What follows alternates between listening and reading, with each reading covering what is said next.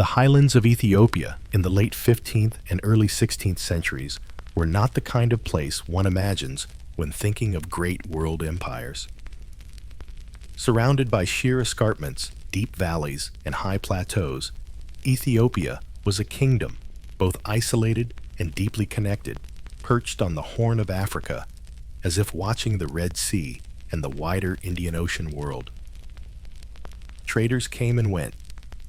Jesuit missionaries would soon arrive, and in between the foreign footsteps were the routines of ordinary life: oxen plowing terraced fields, priests reading from illuminated manuscripts, and nobles managing disputes about land and tribute. It is within this setting that the story of an advisor begins, not a king, not a general, but a man who occupied the quieter corridors of power, whispering counsel to a queen who herself lived in the shadow of emperors. Ethiopia's history is full of such hidden figures, the ones whose names survive only faintly in chronicles, if at all. Their importance was measured not in battles won or treaties signed, but in how they guided rulers through the tedious but vital concerns of governing food supplies, land rights, the loyalty of nobles, and the interpretation of scripture. To understand this advisor's life, you first have to picture the geography. Imagine waking each day to a horizon cut by cliffs and mountains, with morning mist drifting up from deep valleys. Villages clung to the plateaus, their round tukul houses made of stone and thatch arranged in small clusters. Cattle grazed nearby, while fields of teff barley and sorghum formed the backbone of survival. The Ethiopian plateau was fertile, but it required careful tending. Rainfall could be abundant, but the timing mattered.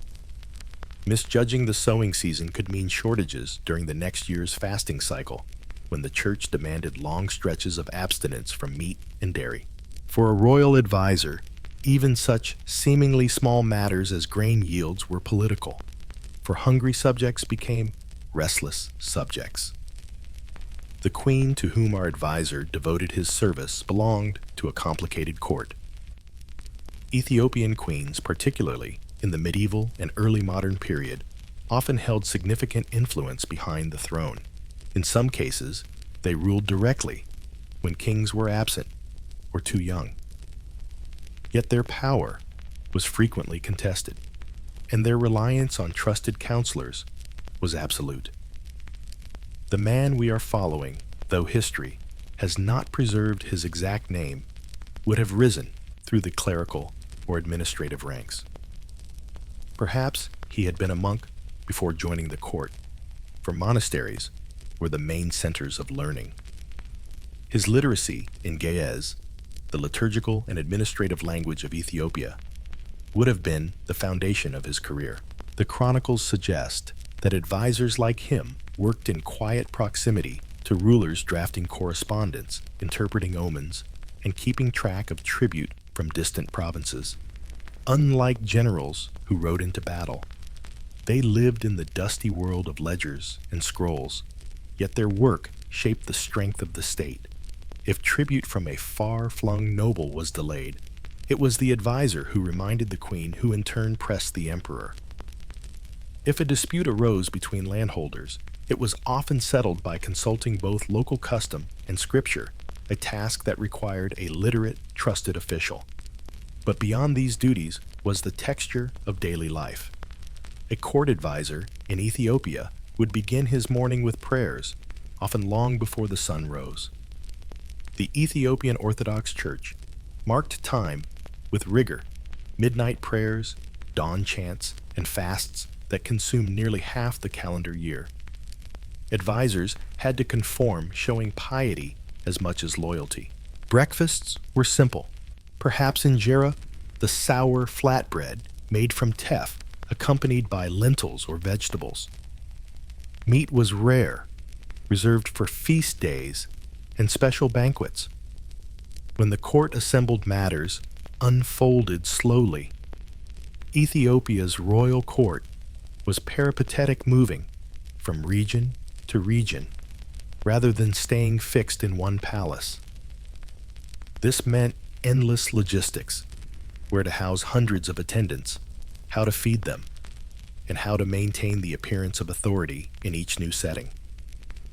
Advisors, like our subject, were constantly planning months ahead, calculating the supplies needed for the journey, securing agreements from local lords, and negotiating with monasteries for temporary lodging. Imagine the monotony days of reviewing tribute lists, reconciling accounts of how many cattle had been promised and how many actually arrived, and drafting letters in careful Gez script. The ink was made from soot or crushed plant matter, the parchment from animal skin. The act of writing was slow and deliberate.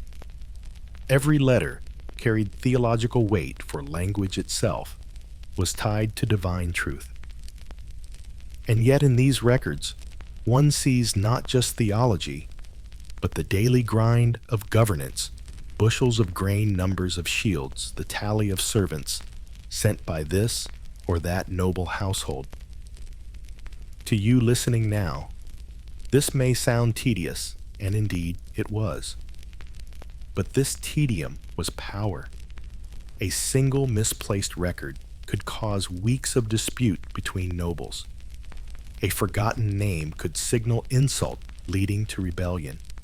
The advisor's strength lay in his memory, his ability to recall which noble family was allied to which monastery and which land dispute had already been judged 10 years earlier. In this way, he was less like a warrior and more like a human archive, preserving the fragile web of relationships that held the kingdom together. The queen relied on him in private when decisions had to be made about which petitioners to hear or which tribute shipments to forgive during famine years. She could not appear partial, but she also could not afford to alienate loyal allies. The advisor's counsel would be phrased carefully, often couched in scripture or proverb. Ethiopians of that era loved proverbs, and advisors wielded them like tools. To encourage patience, he might remind her that the spider's web, though delicate, can catch the lion. To warn against rash judgment, he could quote scripture about Solomon. Life at court was not just administration. It was also spectacle, and the advisor had to help manage it. When foreign emissaries came, whether from neighboring Muslim sultanates or from Portuguese travelers in the early 16th century, it was the advisor who oversaw translations, gifts, and protocols. Too much gold displayed would signal wealth, but also weakness, for it could inspire envy. Too little generosity risked insult. The balance was subtle, and every gesture mattered. Meanwhile, outside the court, the people of Ethiopia lived lives the advisor never forgot. Farmers toiled in fields that were vulnerable to locusts, droughts, and floods. Shepherds moved their flocks across rocky highlands.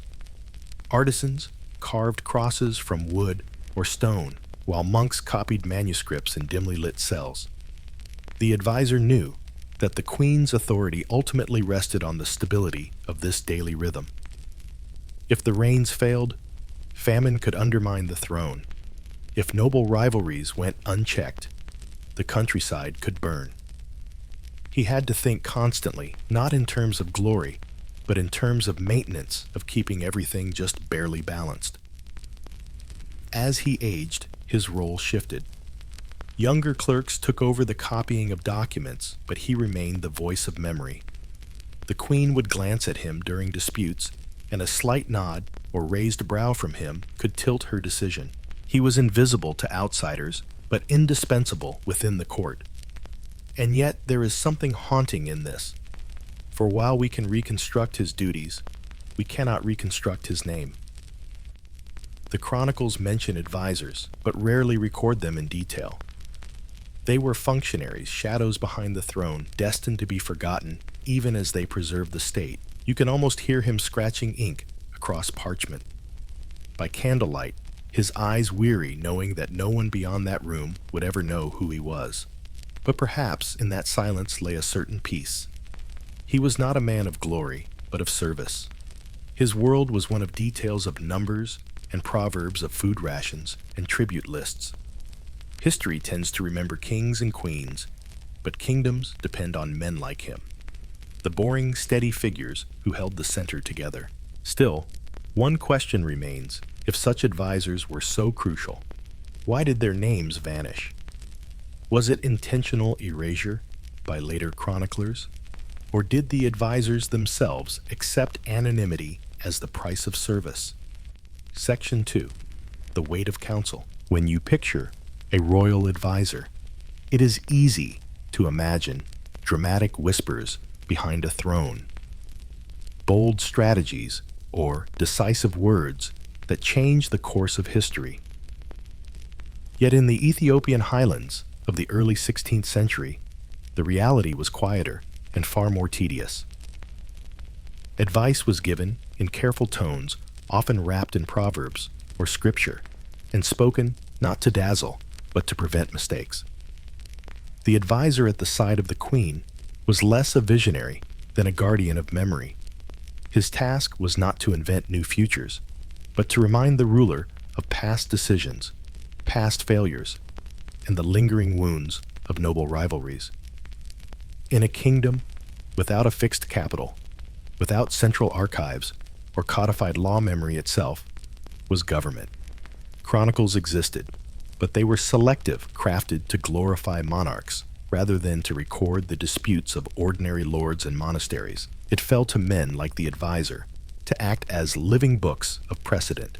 Petitioners would appear before the queen nobles pleading old grievances, or monks citing ancient privileges.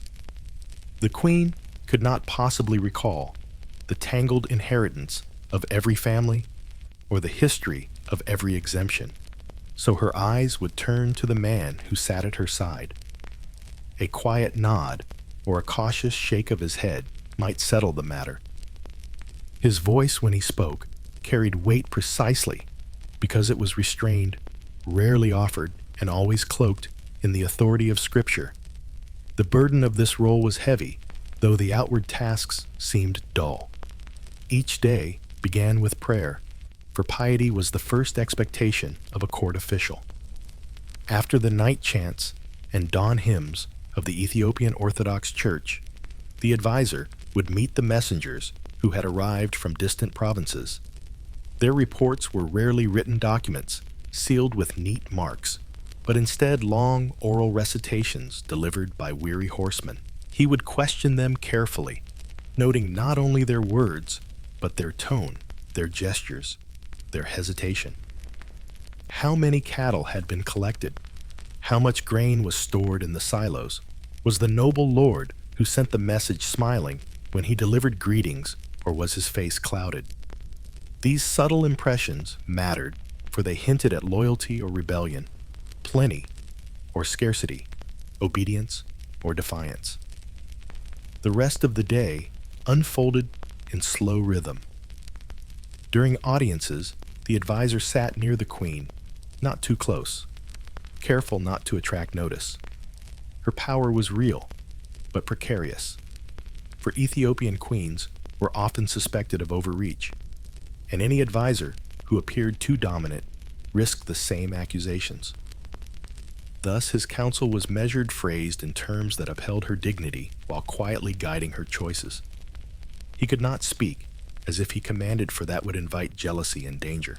His words were instead a mirror in which she saw her decisions reflected with just enough clarity to act without hesitation. At the same time, the wider world pressed in. Ethiopia's position was never secure. To the east, the Muslim sultanates of the lowlands challenged its borders. The Sultanate of Adal, restless and ambitious, raided frontier lands and tested the strength of Christian rule. To the north, the Red Sea drew merchants and emissaries, first Arabs and Egyptians, and now the Portuguese, who had sailed around Africa in search of a sea route to India. Soon Jesuit missionaries would follow their presence, entangling theology with politics. Each foreign arrival posed questions. Should the court welcome emissaries bearing fine cloth and horses? Should it accept Portuguese firearms and promises of military support Or would that bind Ethiopia to foreign interests? These were questions without simple answers, and the queen depended on her advisor to recall how similar dilemmas had played out before. He would remind her of past betrayals by neighboring rulers, or cite scripture about patience and prudence, or offer proverbs that disguised his warnings in familiar rhythms. His caution was his armor, for if his words led to disaster, it would be his neck on the line. Court life, though, framed by these high matters, was in truth repetitive and bound by ritual. Meals were taken in shared halls, where platters of injera were spread out topped with lentil stews during the fasting periods that filled nearly half the calendar year. On feast days, meat appeared, and coffee already rooted in Ethiopian custom was prepared as both refreshment and ceremony. Meals were less about sustenance than solidarity. They reminded nobles, clerks, and servants alike that they were part of a shared household bound together by the bread they ate in common. The advisor rarely spoke of politics at the table. His silence at meals was another form of service, allowing the queen to appear gracious and untroubled, even when the weight of decisions pressed on her shoulders. Evenings were quieter still. After the day's disputes, the advisor might retire to a small chamber, lit by oil lamps.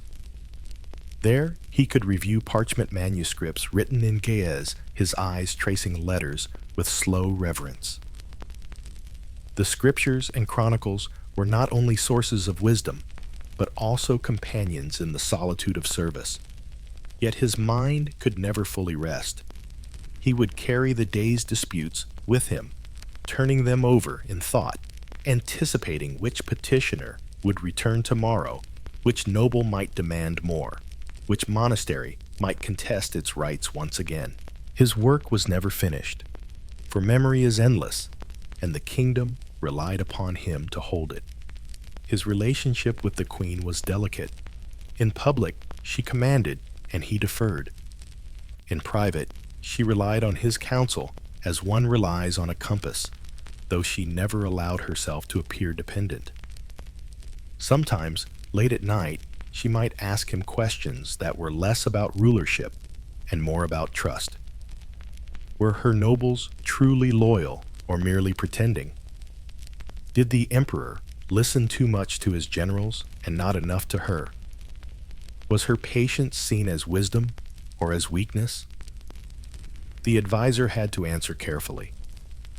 Too much reassurance could seem dishonest, but blunt truth could be dangerous. He learned to veil his responses in metaphor, allowing her to draw her own conclusions while never feeling abandoned. Despite his devotion, the advisor's position was always fragile. At any moment, jealous nobles might whisper accusations that he was manipulating the queen. Foreign envoys might cast suspicion on him, claiming he distorted messages. A famine or failed harvest could spark unrest, and someone would need to be blamed. In such times, advisors often became scapegoats. Chronicles record how some were dismissed, exiled, or even executed when fortune turned against them. To survive in such an environment required humility, discretion, and above all, the ability to disappear into one's role. It is no wonder that his words so often leaned on scripture. When judgment went wrong, he could claim that it was not he who had spoken, but holy wisdom itself. Beyond the court, the Ethiopian kingdom was far from isolated. Ivory gold and slaves moved northward through the Red Sea, while textile spices and foreign technologies flowed in return. Ethiopia's symbolic weight as a Christian realm surrounded by Muslim powers made it a stage for both admiration and hostility. Jesuits dreamed of shaping it into a bastion of Catholicism, while Muslim merchants and rulers feared it as a potential ally of Europe. In this contest of empires, the Queen's advisor was a small but essential voice, helping to weigh whether alliances should be embraced or rejected. His influence was hidden, carried not in proclamations, but in the quiet tone of caution spoken in dimly lit chambers. What is striking, though, is how invisible his life became once the moments passed. Chronicles recall the battles of kings and the triumphs of generals, but they rarely bother to mention the advisors who steadied the throne in quieter times. His legacy, like that of so many functionaries, is silence. And yet the silence does not mean absence. His presence can still be imagined a weary figure by candlelight ink, staining his fingers, repeating proverbs under his breath, while weighing the fates of nobles and provinces. His was a life of waiting, of constant listening of dusty ledgers and whispered counsel. It was not glorious, but it was indispensable. Yet history was moving toward turmoil. The Sultanate of Adal, under the leadership of Ahmed ibn Ibrahim al-Ghazi, known later as Ahmed Gragan, the left-handed, was rising with force. His armies would soon sweep across the highlands, leaving fire and devastation in their wake. And here, the story of the advisor turns uncertain. When the sound of war drums reached the queen's halls, did his quiet counsel still matter? Or was it drowned out by the chaos of Invasion Section 3? Shadows in the Fire. By the 1520s, the slow rhythms of Ethiopian court life were giving way to the relentless pace of war. For decades, the kingdom had endured raids from the east skirmishes along the lowland borders and disputes with neighboring Muslim sultanates. But now, under the leadership of Ahmed ibn Ibrahim al-Ghazi, these conflicts grew into something larger. His followers called him Imam Ahmed. Ethiopians would remember him as Ahmed Gragan Ahmed, the left-handed.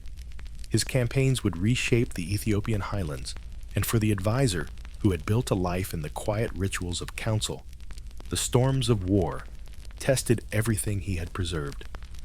The advisor had always measured his influence through memory detail and words, but war demanded action, supplies, and alliances.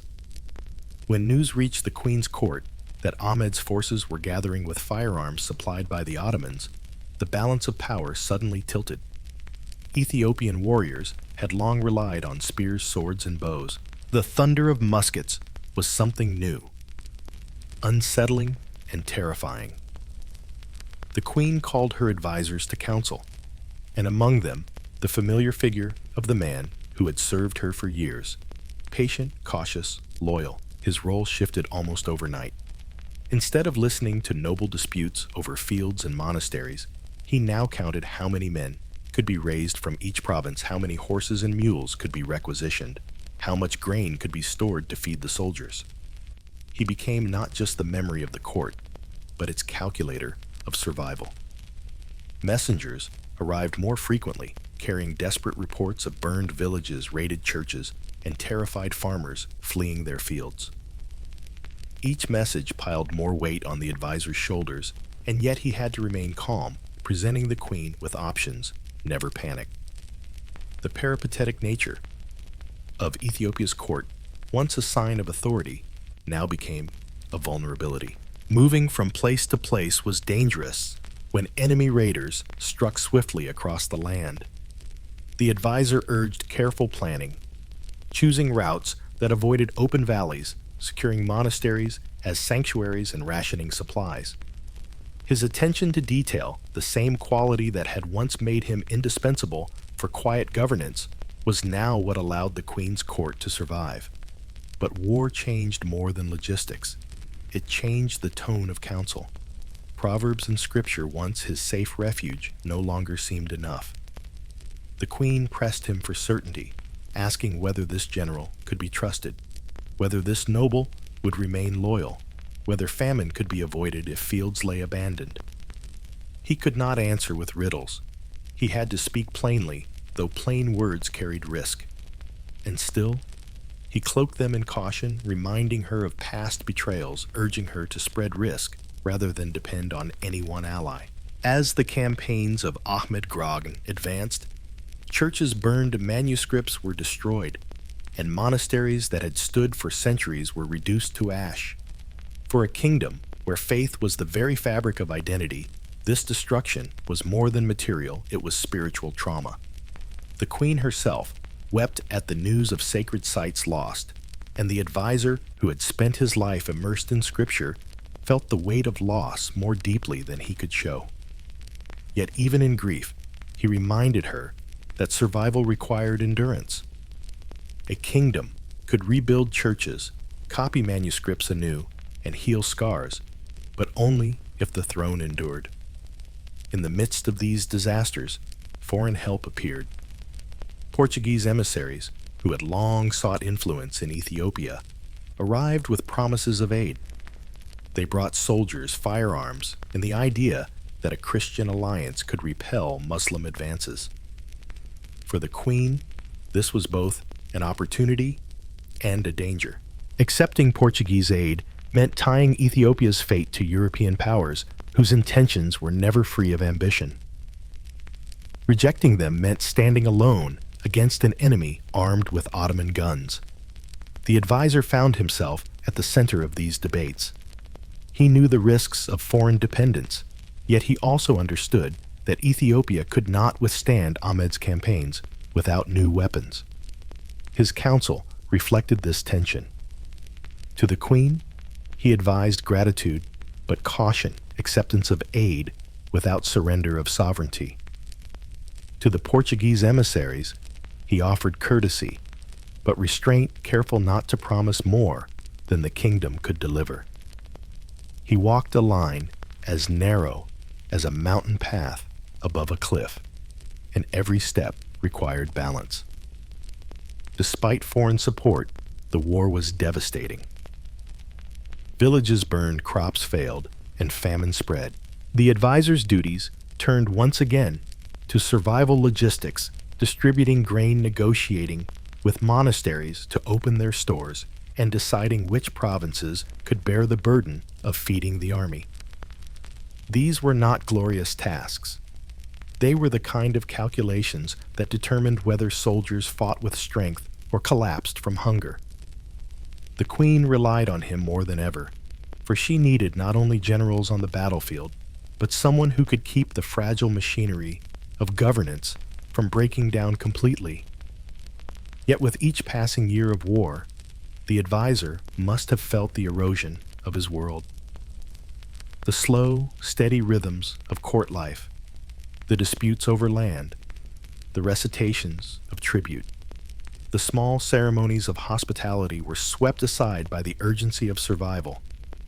His memory, once the core of governance, was now crowded with reports of destruction, lists of losses, and names of nobles who had betrayed or fled. The monotony of peace had been replaced by the monotony of catastrophe, and both required endurance. In the end, Ethiopia did survive. With Portuguese support, the Ethiopian forces defeated Ahmed Grogn, though not before vast damage had been done. Monasteries had to be rebuilt, families resettled, alliances reknotted after the tears of war. The queen endured, though weakened, and the advisor endured with her. Yet endurance does not mean triumph. What he carried with him afterward was not glory, but the memory of ashes, the knowledge of how fragile kingdoms could be, and how little separated stability from ruin. As he aged, his role receded. Younger men, eager to take credit for rebuilding, stepped forward. The advisor became, once again, what he had always been, a shadow behind the throne. Quieter now, his counsel less frequently sought. Perhaps he welcomed the retreat into obscurity, for his life had always been one of service, not ambition. Yet it is difficult not to imagine that he looked back with weariness, remembering the years when famine and fire had consumed all his careful work. Did he wonder whether his efforts mattered, or whether history would forget him as easily as it forgot so many others like him? The chronicles that survive mention Queen's generals and battles, but rarely do they tell us about the advisors who steadied rulers through endless routine and sudden catastrophe. His name is lost, his voice silenced, yet his presence lingers in the very survival of the Ethiopian kingdom. The queen could not have endured without someone who balanced her decisions, reminded her of precedent, and quietly managed the endless details of supplies, alliances, and disputes.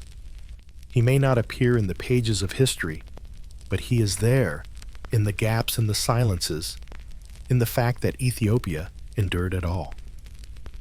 When you think of history, you often think of heroes and villains, battles and victories, glory and downfall. But beneath those stories lies another layer, the lives of men like this advisor, whose work was repetitive, cautious, and almost invisible, yet essential. He lived in shadows, and in shadows he passed from memory, and still his life asks us a question that history rarely answers. How many kingdoms stand, not because of bold leaders, but because of the quiet resilience of those who chose to serve without recognition? Story 2. The Bookkeepers of the Abbasid Caliphate, Section 1. Ink and Order in Baghdad. In the 9th century, the city of Baghdad was the beating heart of one of the most influential empires in history. Founded by the Abbasids in the 8th century, it had grown into a vast capital where scholars, merchants, soldiers, and clerics gathered beneath domes and minarets. The markets overflowed with spices from India, silks from China, and slaves from across the known world. Caravans passed through its gates and ships docked along the Tigris River, feeding the wealth and ambition of a caliphate that claimed authority from North Africa to Central Asia. Yet within this dazzling center of power, there existed another world, quiet, methodical, and seemingly unremarkable. It was the world of the bookkeepers, the men who turned the chaos of empire into orderly records, balancing accounts that stretched across thousands of miles. To you, these men might appear tedious, their work dull compared to the philosophers of the famed House of Wisdom, or the generals who marched in the name of the caliph. But without the bookkeepers, the empire would have starved under its own weight. Their ink-stained fingers and weary eyes preserved the flow of revenue, ensured the collection of taxes, and monitored the supply of grain. Theirs was a daily struggle against disarray, for in a world without computers, printing presses, or quick communication, every number had to be written by hand, every account checked by human memory, and every ledger transported carefully by caravan or courier. The Abbasid Caliphate was vast, but it was not unified in simplicity. Provinces varied in language, custom, and expectation. Egypt had long traditions of grain taxation dating back to the pharaohs. Persia had intricate land-holding systems. The Arabian Peninsula brought tribute in animals and trade rather than steady agriculture. All these different streams had to be turned into something coherent that could fund the caliph's court in Baghdad. That task fell not to soldiers, but to clerks, accountants, and scribes. Imagine the office of one such bookkeeper. It would not be a grand chamber, but a modest room, perhaps within a government complex near the caliph's palace. Shelves lined the walls, crowded with bundles of parchment and papyrus tied with string. Ink pots stood ready, their contents mixed from soot gum and water. Pens cut from reeds rested on low tables. The room smelled of parchment dust and oil lamps. Here, day after day, men hunched over records, their handwriting precise. Their minds focused not on philosophy or poetry, but on the steady stream of numbers, how much grain had been collected in Kufa, how many dinars had arrived from Damascus, how many camels had been provided by tribal allies. Their work began early. The muezzin's call would echo across Baghdad at dawn, summoning the faithful to prayer. After their devotions, the clerks would gather in offices as the city stirred to life. Merchants shouted in the bazaars, craftsmen opened their workshops, But inside the record rooms, silence reigned, except for the scratching of pens. Each scribe had his stack of documents to copy-check or calculate. Errors were costly, for a single misplaced digit might mean accusations of fraud or disloyalty. Double-checking was constant, not through machines, but through human repetition. One man would read the figures aloud, another would trace them with his pen, and a third would confirm them. At first glance, the bookkeepers might have seemed like powerless men. They owned no armies, commanded no provinces.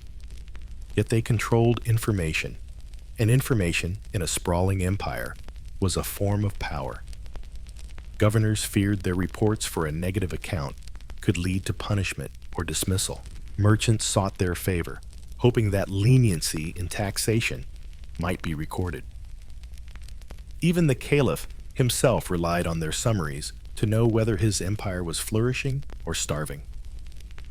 A caliph who ignored his bookkeepers soon found himself bankrupt. His soldiers, unpaid his authority, questioned. The daily records touched every corner of life.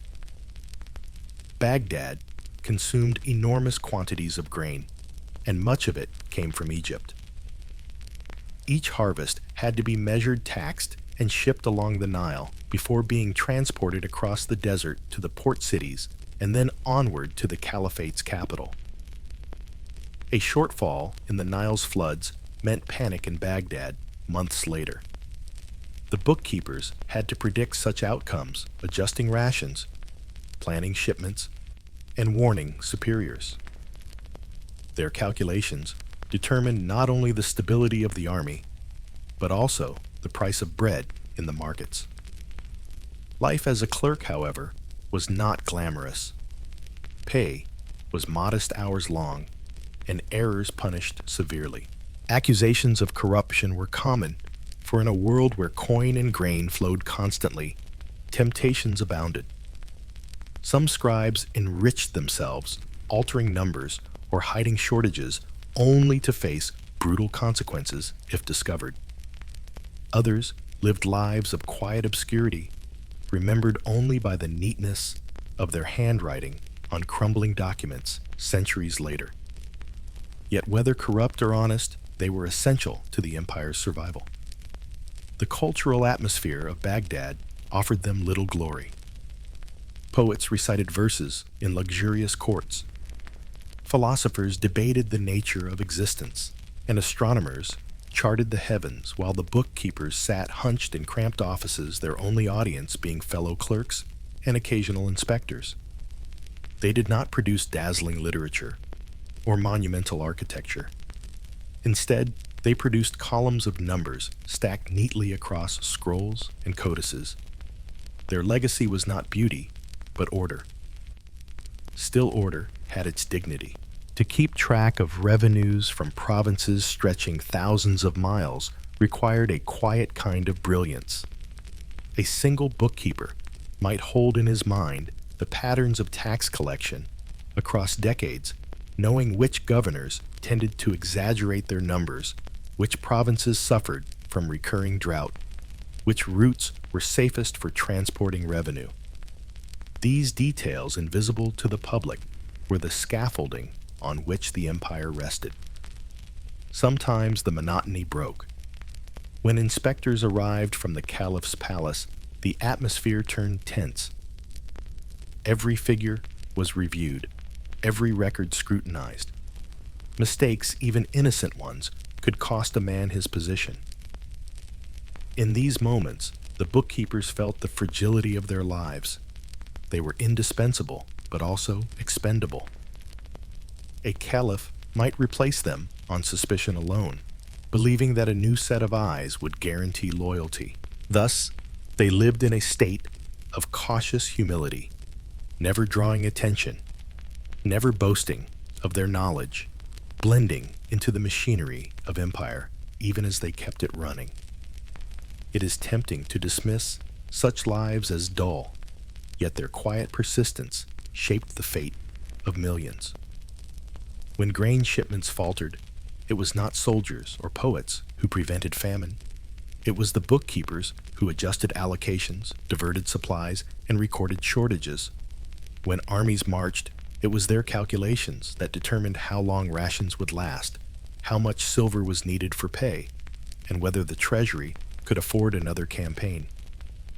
Their decisions, though, buried in ledgers, rippled outward into the lives of farmers, soldiers, merchants, and rulers. And so day after day, they worked. The rhythm was unchanging prayer ink figures, silence. Outside, Baghdad glittered with scholars and traders. Inside, the bookkeepers remained anonymous, their names rarely remembered, their lives consumed by columns of numbers. Yet in their monotony lay resilience, for without them, the empire would collapse into chaos. Still, one question lingers in the silence of those record rooms. Did the bookkeepers themselves believe they held power, or did they see themselves only as servants of a greater machine? Were they aware that empires depended on their ink, or did they imagine their lives as nothing more than endless repetition? The chronicles leave us no clear answer, and perhaps that uncertainty is the truest reflection of their forgotten world. Section 2.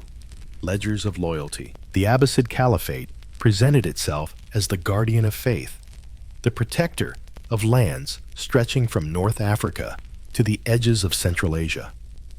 Caliphs presided in their palaces with majesty, surrounded by courtiers, poets, scholars, and guards. Yet the empire's grandeur was not built on gold or armies alone. It was built on ledgers. Without accurate records of a revenue taxation and expenditures, the caliphate could not pay its soldiers, supply its markets, or sustain the brilliance of its cultural life. That truth was known most clearly, not by generals or poets, but by the quiet men in their offices, the bookkeepers who filled parchment with orderly lines of figures. The work of bookkeeping in Baghdad was more than an exercise in mathematics. It was a negotiation between truth and expectation.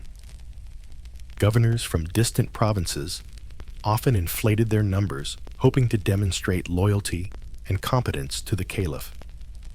Others underreported, concealing resources to enrich themselves. Merchants, when taxed, argued about weights and measures, sometimes bribing clerks to record less grain or fewer dinars than had truly been delivered. The bookkeepers therefore had to develop a skill not only for calculation, but also for suspicion. They listened for hesitation in a messenger's report, noticed when weights seemed inconsistent, and recalled patterns from earlier years. Their knowledge was less about numbers in isolation and more about context. This reliance on memory and comparison meant that experienced bookkeepers carried extraordinary weight. A veteran clerk might know that a certain province never yielded as much wheat as a governor now claimed, or that a flood had struck a particular valley 2 years earlier, making present abundance unlikely. Such awareness could not be gleaned from a single document. It grew from years of immersion in the slow flow of records, like a fisherman who knows the currents of a river through long observation. The rhythm of their work gave little outward sign of drama. They sat at low desks, often cross-legged on mats parchment spread before them, reed pens, sharpened ink carefully mixed. They worked in groups, for records were checked and rechecked. One clerk would dictate aloud from a provincial account, another would copy it, a third would compare it with earlier tallies. This process ensured not only accuracy, but also shared responsibility. If errors appeared, blame could be distributed or concealed. Behind the calm scratching of pens, there was always the fear of accusation. To be charged with negligence or dishonesty could end a career strip, a man of property, or worse. The fear hung over their work like a shadow, guiding their hands to move steadily, never rushing, never straying from precision.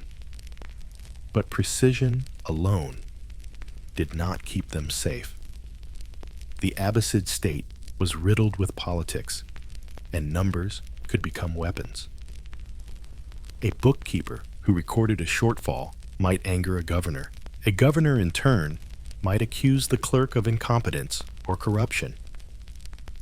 In such cases, the truth of numbers mattered less than the power of accusations. Survival required discretion, the art of noting irregularities without making enemies too powerful to withstand. The most skilled bookkeepers were those who could serve the caliph while avoiding open conflict with provincial lords. Their lives were spent in constant balancing, like tightrope walkers, who could never step too far to either side. Even within Baghdad, politics intruded. The caliph's officials demanded reports, and not all officials trusted each other. A report passing from one chamber to another could be altered, condensed, or exaggerated.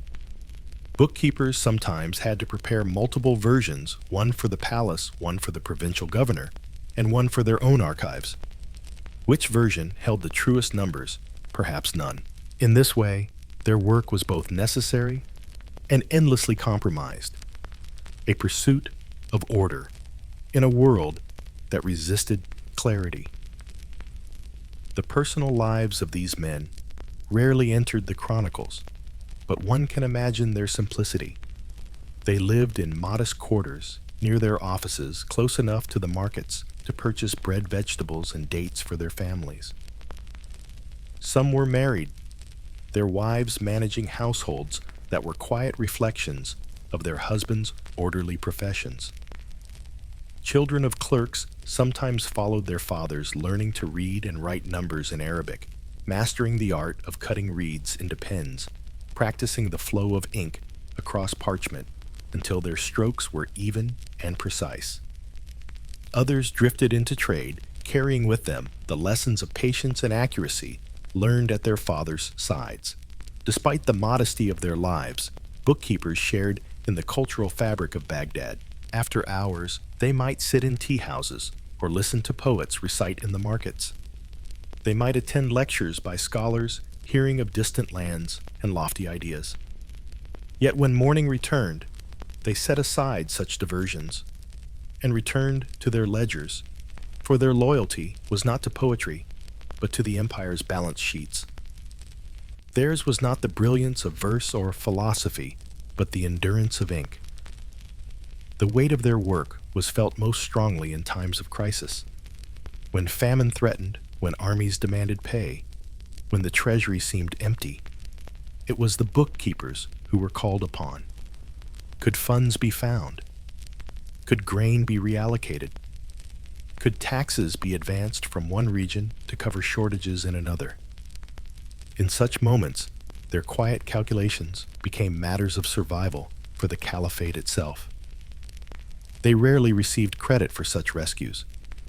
If famine was averted, praise went to governors or generals. If soldiers were paid on time, gratitude went to the caliph. If disaster struck, despite their efforts, blame often fell upon the bookkeepers. Such was the nature of their role, to be essential, yet invisible, to carry responsibility without reward. Over time, their offices grew into institutions. Ledgers were stored in organized bundles. Archives were maintained and records stretched back decades. A clerk who entered the service in his youth might spend his entire life adding to shelves of documents, each one a testament to a year of labor. When he died, his name might vanish from memory, but his handwriting would live on in brittle pages, part of a bureaucracy that outlasted individuals. In this sense, the bookkeepers achieved a strange kind of immortality, not through fame or monuments, but through the endurance of their work. And yet the very scale of their enterprise posed questions. Did they believe in the permanence of the empire they served? Did they think their ledgers would matter centuries later? Or did they see them only as daily burdens, erased and replaced with each new season? Some may have taken pride in the order they created, believing they contributed to the greatness of the caliphate. Others may have felt only fatigue, a weariness that no amount of neat handwriting could ease. By the 10th century, the Abbasid Caliphate began to fragment. Governors asserted more independence, provinces slipped away, and rival powers rose. For the bookkeepers in Baghdad, this meant even greater strain. They recorded revenues that no longer arrived balanced accounts that could not be made to match, and sent reports to caliphs who wielded less power with each passing decade. Their ledgers became, in a way, chronicles of decline. The neat columns of numbers concealed stories of rebellion, famine, and loss. In this sense, their work was more honest than the ornate poetry of the court, for it showed in blunt figures what the empire was truly becoming. Still, the bookkeepers continued. They could not abandon their duty, even when duty meant recording shortages that would never be replenished. Their loyalty was not to glory, but to the task itself, the unending responsibility to measure, record, and preserve. Theirs was a loyalty without reward, a devotion that left them unnamed yet essential. It is here, in the midst of their silence, that one must pause. Did the bookkeepers ever realize how much power they truly wielded, even as shadows behind the caliph's throne? Did they know that their neat columns of figures were shaping the fate of an empire, or did they think of themselves only as servants bound to routine? Section 3. The silence of the ledger. By the later centuries of the Abbasid Caliphate, the grandeur of Baghdad began to fray. Once a beacon of learning and wealth, the city found itself surrounded by rival powers, internal rebellions, and the slow erosion of authority. The caliphs remained in their palaces, still wrapped in ceremony, but their actual control shrank. Governors ruled more like kings in their provinces, soldiers demanded ever more pay, and foreign dynasties loomed at the edges of the empire. Through all this, the bookkeepers continued their work, as if the empire were still whole, as if ink and parchment could preserve a fading order. The irony was striking. As armies rose and fell, as caliphs gained and lost power, the bookkeepers stayed at their low desks, copying numbers with patient precision. They recorded revenues that no longer arrived, provinces that no longer obeyed, and treasuries that seemed emptier with each year. Their ledgers became documents of absence lists of what should have been, but was not. And yet, they kept writing. To stop would have been to admit collapse, and bureaucracies rarely accept collapse until the very end. Inside the record rooms, the atmosphere was unchanged. Oil lamps smoked in their holders, reed pens scratched across parchment, clerks muttered as they checked figures aloud. Outside, the streets of Baghdad echoed with unrest, rebellions in nearby provinces, disputes between rival factions, markets disrupted by shortages. But inside, silence reigned. The bookkeepers had lived their entire lives by routine, and routine became a kind of shield against the chaos beyond their walls. If they copied the numbers neatly, if they tied their scrolls into bundles, then perhaps the empire still existed as they remembered it. Their relationship with the caliphs grew more ambiguous. Early Abbasid rulers had depended on their reports to measure the wealth of an empire, stretching across continents. Now, with power-fragmented caliphs, sometimes treated the bookkeepers as reminders of what had been lost. Reports that once guided policy now felt like accusations, lines of ink showing in blunt figures how much the treasury had dwindled. It was not uncommon for clerks to be dismissed, punished, or scapegoated for financial shortages that were beyond their control. They carried responsibility without the means to change reality. Yet their persistence had value. Even in decline, the caliphate required administration. Soldiers still needed pay markets, still demanded regulation, and the poor still required grain. It was the bookkeepers who kept these functions alive, long after imperial authority had weakened. Their ledgers allowed governors to coordinate with one another, enabled merchants to trust in the stability of currency, and preserved the rhythms of taxation. Without their silent labor, the disintegration of the empire would have been swifter and harsher. In times of crisis, their work became even more burdensome. When famine struck, the ledgers showed where grain was available and where it had failed. When rebellions broke out, the records revealed which provinces had withheld revenue. The numbers became a mirror of discontent, exposing the weaknesses of a realm once thought unshakable. For the bookkeepers themselves, these figures were not abstract. They were warnings, each shortage a sign of suffering farmers, each deficit a potential spark of revolt. They carried in their minds a map of decline, even as they continued to copy and calculate with calm precision. The Mongol invasion of the 13th century brought the final catastrophe. In 1258, Baghdad fell to Hulagu Khan, and with it ended centuries of Abbasid glory. The city that had once dazzled the world with its libraries and scholars was burned, its palaces looted, its people slaughtered. Among the many who perished or fled were surely the bookkeepers caught in the destruction of the very institutions they had served. Their ledgers, fragile bundles of parchment, were lost in the fires or scattered into oblivion. And yet fragments survived. In scattered libraries and private collections, documents from Abbasid bureaucrats have been preserved, ledgers of taxation records, of grain accounts of revenue.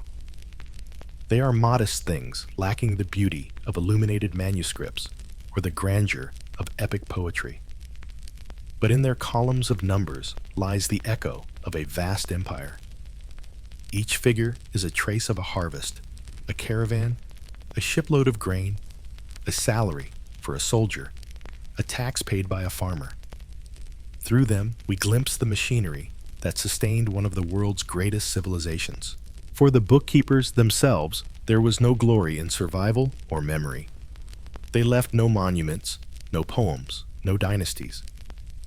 Their legacy was anonymity. Yet perhaps that anonymity was fitting, for their lives were defined by service rather than ambition.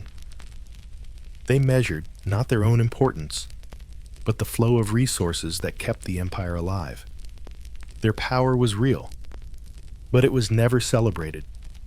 It lived in silence, in ink, in the endless copying of numbers that no one outside their offices would ever see.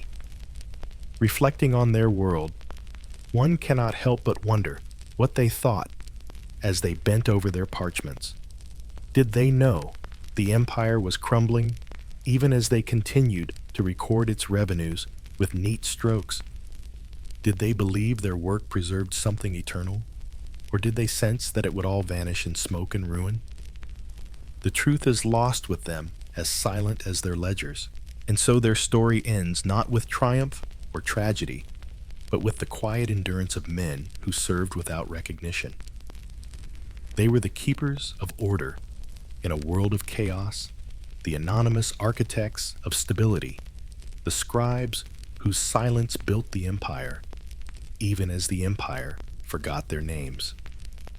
Their lives remind us that history is not only written in battles and crowns, but also in ink and numbers, in the patience of those who worked unseen. The Abbasid Caliphate may be remembered for its scholars, poets, and rulers, but beneath that brilliance lay the unremarkable persistence of its bookkeepers. And their silence still asks a question of us: how many empires have been held together, not by glory, but by the quiet resilience of those who chose to serve in shadows with nothing but ink and patience to keep the world from falling apart. Story 3. The Silent Builders of Hadrian's Wall. Section 1. Stone and silence on the edge of empire.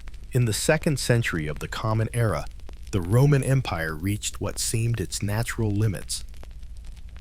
From the sands of North Africa to the rivers of Germany, from the Middle East to the Atlantic coast of Spain, Rome stretched farther than any power before it. And in the far north of Britain, the empire struck a boundary that was as much psychological as geographical. Beyond the rolling hills of Britannia lay the lands of tribes Rome called barbarians, the Picts and other peoples who resisted conquest, retreating into forests, moors, and mountains.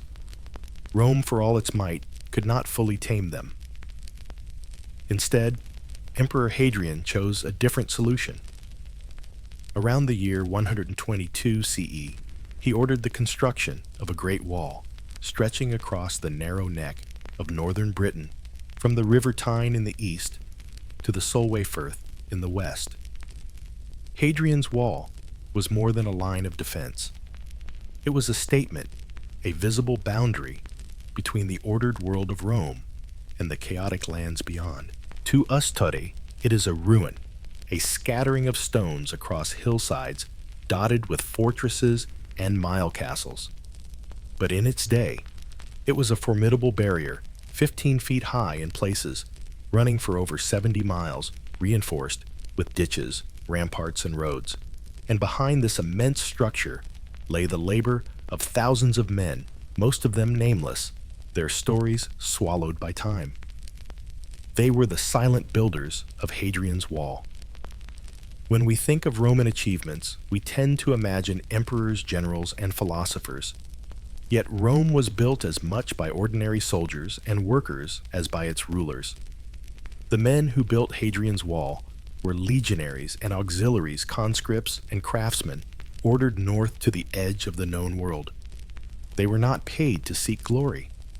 They were ordered to move earth, cut stone, and drag timber. Their days were filled not with battle cries, but with the sound of hammers striking chisels, carts creaking under loads of stone, and the endless rhythm of footsteps as they trudged along muddy tracks. To understand their labor, you must imagine the landscape as it was in the 2nd century. The north of Britain was not empty. It was dotted with settlements of local tribes, fields of barley and oats, small wooden houses clustered together, smoke rising from hearth fires. The climate was harsh, with long rains, cold winds sweeping down from the north, and winters that could chill the bones of men more accustomed to Mediterranean sun. For soldiers brought from Gaul, Spain, or Syria, the damp chill of Britain was a constant misery. Cloaks grew heavy with rain. Boots squelched in mud, and campfires gave little warmth against the penetrating damp. Yet the work continued. The Romans organized their projects with relentless discipline. Surveyors marked the line of the wall, their measurements careful, their instruments precise. Engineers designed the forts and mile castles, ensuring that every Roman mile, roughly 480 meters, held a small garrison post. Then came the builders. Legionaries trained for war turned their hands to spades, shovels, and picks. They dug deep ditches, shifted soil, and hauled stone from quarries. Auxiliary soldiers, often recruited from provinces far from Rome, worked alongside them, their loyalty enforced by discipline and necessity. Skilled craftsmen shaped the stone blocks, fitting them together with mortar. Carts drawn by oxen carried supplies, while local laborers, perhaps coerced, perhaps hired, joined in the endless toil. The routine was monotonous. At dawn, the horn sounded. Men rose from their leather tents or wooden barracks, ate coarse bread and porridge, and marched to their work sites. Teams were assigned their tasks for the day: digging foundations, cutting stone, carrying loads, or raising scaffolding. Supervisors walked among them, shouting orders, ensuring discipline. Breaks were brief food, plain the hours long. By dusk, the men trudged back to their camps, muscles aching, clothes damp with sweat or rain. Fires lit the encampments, but the night offered little comfort. The next day, the work began again. The builders were not volunteers. Many were soldiers serving 20-year terms in the legions. For them, construction was part of their duty, no less than marching or fighting. Others were auxiliaries, men from conquered provinces, who had been promised Roman citizenship at the end of their service. To these men, building the wall was a path not to glory, but to a better future for their children. Some may have been locals pressed into service, their labor extracted in the name of Rome. Few had any choice in the matter. Despite the monotony, there were moments of variety. The wall was not uniform in construction. In some stretches it was stone, in others turf and timber. Terrain dictated design. On steep hillsides, the wall clung to ridges commanding views across valleys. In lowlands, ditches were dug deep to supplement the defenses.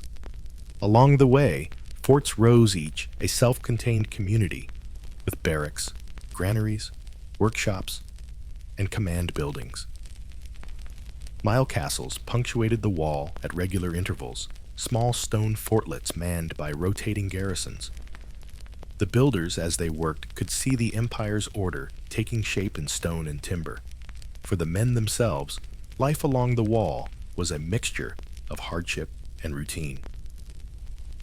They were far from home, surrounded by a landscape that felt alien and by tribes who viewed them with suspicion or hostility. Supplies came by road and river, bringing grain, oil, wine, and weapons from the south. Yet shortages were common, and soldiers often relied on local food, barley, oats, and whatever could be hunted or traded. Winters were long, and the damp seeped into their bones. Yet the Roman machine demanded endurance, and endurance they gave. What did they think as they worked? Did they believe they were building something permanent, or did they see the wall as just another order, no different from digging a ditch or marching a road? History does not tell us. The few inscriptions left behind are terse, carved by military units recording their role. The 20th Legion built this. The second cohort of Tungrians worked here. These brief lines are the only echoes of thousands of men. Their individual names, their faces, their voices, all are lost. And yet, their presence remains. The stones they raised still stand windswept on the hills of northern England, a reminder of labor that was never meant to be remembered. The wall was not built for them. It was built for Rome. But in the rhythm of their toil, in the sweat that soaked their tunics, in the blisters on their hands, lies a story of endurance. For centuries afterward, the wall marked the boundary of empire. It was garrisoned, repaired, abandoned, and reused. But for the men who first built it, its meaning was simpler. It was a task, an order, a duty. And once it was complete, they moved on, stationed in forts, patrolling the frontier, living lives as ordinary soldiers until their service ended. Their legacy was not fame, but stone. Yet even stone crumbles. Much of Hadrian's Wall has been lost, its stones quarried by later generations to build farms, churches, and villages. What remains is enough to suggest the scale of the original, but not enough to convey the sweat and strain of its builders. Their silence endures, echoing across the wind-swept hills, asking us to remember not only emperors and generals, but also the nameless thousands who built the foundations of empire. Still, a question lingers as you stand in the shadow of the wall. Today, did those builders know, as they shaped stone and mortar, that their work would outlast them by nearly 2 millennia? Or did they think only of the next meal, the next order, the next weary day of labor in the rain? Section 2. Life behind the stones. The wall itself was only one part of the Roman project in northern Britain. To imagine the builder's world, you must not only see the line of stone running across the landscape, but also the fort's roads, quarries, and supply networks that sustained it. The construction was not a single seamless effort. It was a vast patchwork of labor discipline and endurance that stretched over years. Each segment of the wall was assigned to different legions and auxiliary cohorts. The 20th Legion, the 2nd Legion, the 6th Legion, each left its mark on the stones. Sometimes they carved inscriptions declaring their role, brief fragments of pride in an otherwise anonymous task. Cohort 2 of the Tungrians worked this section. One reads, "The 20th Legion built this," says another. These simple inscriptions are all that remain of the thousands of hands that shaped and lifted stone after stone. Behind them was an endless rhythm, cutting, hauling, stacking. It was not glorious work, but it was relentless. The logistics of such a project were immense. Stone had to be quarried nearby, often dragged by oxen or carried on carts to the wall line. Timber for scaffolding palisades and watchtowers was felled from surrounding forests, leaving scars on the land that would have been visible for generations.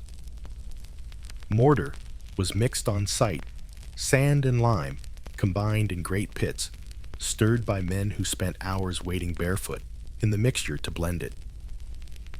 Water was hauled in buckets or directed through small channels. Everything had to be supplied and coordinated with the precision of military order. Without that precision, the wall would never have risen. Life in the work camps was a mixture of routine and hardship. Soldiers slept in leather tents when on the move, or in timber barracks as construction advanced. Fires burned constantly, fueled by timber gathered nearby. Meals were plain but sustaining bread made from coarse flour. Porridge from barley or oats. Sometimes lentils, beans, or whatever meat could be hunted or issued from supplies. Wine and olive oil transported from the south offered a taste of the empire to men far from home, though both were rationed carefully. Water drawn from rivers and wells was consumed in abundance, for the work was physically demanding. The soldiers' bodies bore the strain. Backs ached from lifting stone blocks, hands blistered from the rough edges, shoulders strained under the weight of timber. Rain soaked their cloaks and seeped into their bones, while the wind scoured their faces on the exposed hills. Some fell ill from the damp, others from injuries, and in a time without advanced medicine, even a simple wound could fester dangerously. Yet the work continued. For soldiers of Rome, refusal was not an option. Discipline was harsh punishment, severe. A man who shirked his duty might be flogged or worse. Endurance was the only path. And yet, despite the hardship the wall brought with it, a strange kind of community. Soldiers from across the empire worked side by side. Gauls, Spaniards, Syrians, Germans, Britons. They spoke different tongues, prayed to different gods, ate different foods, but in the camps they were bound together by labor.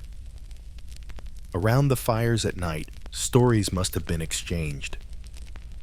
Tales of hot summers in distant provinces, of families left behind, of battles fought in lands far away. Some carved graffiti into stones or wooden walls, brief scratches of names, or crude drawings, reminders that beneath the armor and discipline, they were simply men trying to leave some trace of themselves. Interactions with the local Britons added another layer to their lives. Some locals supplied goods to the camp's grain livestock pottery. Others resisted their hostility, smoldering just beyond the reach of the wall. For soldiers posted so far from Rome, the line between occupier and neighbor was blurred. Friendships were forged, trades conducted, perhaps even marriages arranged. At the same time, raids and skirmishes remained a constant threat. To build a wall was not only to raise stone, but also to draw a line of division between worlds. The builders lived with that tension daily. As the wall advanced, forts and mile castles rose along its length. Each fort was a self-contained world barracks for hundreds of soldiers, granaries to store grain, workshops for smiths and carpenters, command buildings for officers, baths for hygiene and ritual.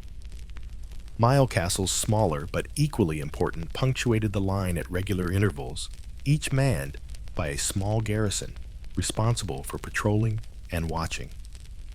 The builders not only raised the walls of these structures, but also helped to furnish and maintain them, carving roads, digging ditches, and setting up defenses. Once completed, these installations would become permanent postings homes for generations of soldiers who followed. But for the original builders, they were milestones, evidence that their endless toil was shaping the frontier. Day after day, they saw stones rising higher walls, stretching farther forts taking shape. There must have been a sense of weary pride, even if it was never spoken aloud. The weather was a constant adversary.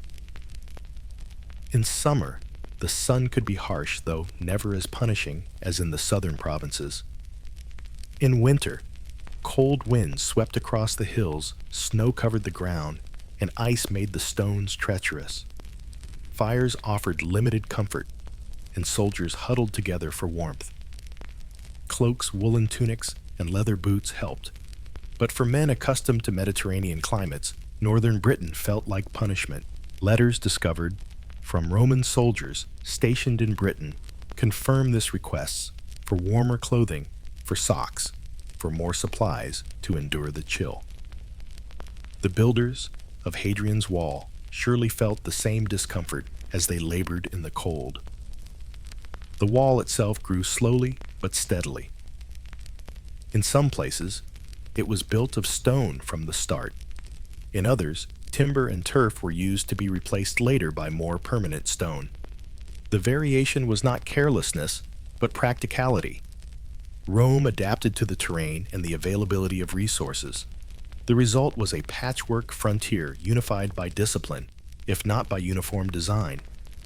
The builders would never have seen the entire wall at once, but each man knew he was part of something vast, larger than his own life. What kept them going?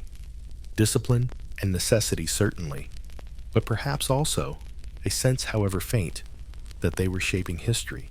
Did they imagine that the stones they laid would endure for centuries? Or did they think only of the day's labor? The next meal, the next order, shouted by a centurion. The wall was built for Rome, not for them. Their reward was not glory, but the slow passage of years in service. And yet in their silence, they created something enduring. The stones they lifted still mark the hillsides of northern England. Tourists walk along paths where legionaries once trudged, tracing lines first set by weary builders nearly 2,000 years ago. The wall has crumbled, but its presence remains a reminder of labor that was never meant to be remembered. Still, one question lingers for the men who built Hadrian's Wall. Was the wall a symbol of Roman strength? Or was it merely another burden, one more order to be endured before their service ended? Did they know they were shaping a boundary that would outlast the empire itself? Or did they see only the mud, the stone, and the weight of another weary day? Section 3. Enduring Stones. By the time Hadrian's Wall was finished, perhaps around the year 128 CE, it stretched like a scar across the northern landscape of Britain. 70 miles of stone and turf, punctuated by forts, mile castles, and watchtowers, stood as a boundary between the Roman world and the tribes beyond. For the emperor, it was a statement of control. For generals, it was a tool of defense. But for the men who built it, the completion was not triumph, but simply the end of one task and the beginning of another. Soldiers did not retire when the wall was done.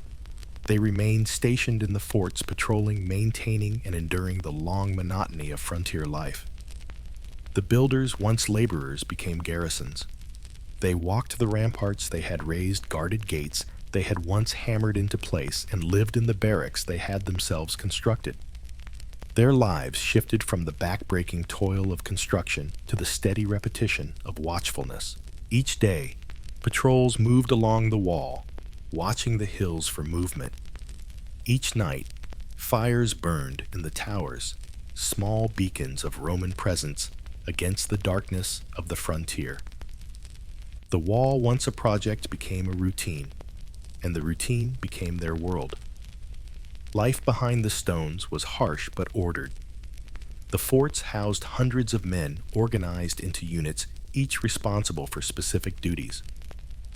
Granaries stored grain brought from the south, protected by raised floors and stone walls against damp and vermin.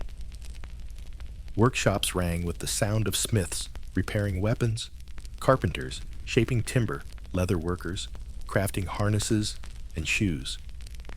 Baths offered rare comfort, a ritual of cleanliness and relaxation amid the mud and chill. Chapels or shrines gave space for worship, whether to Roman gods, local deities, or in the case of auxiliaries, the gods of distant homelands.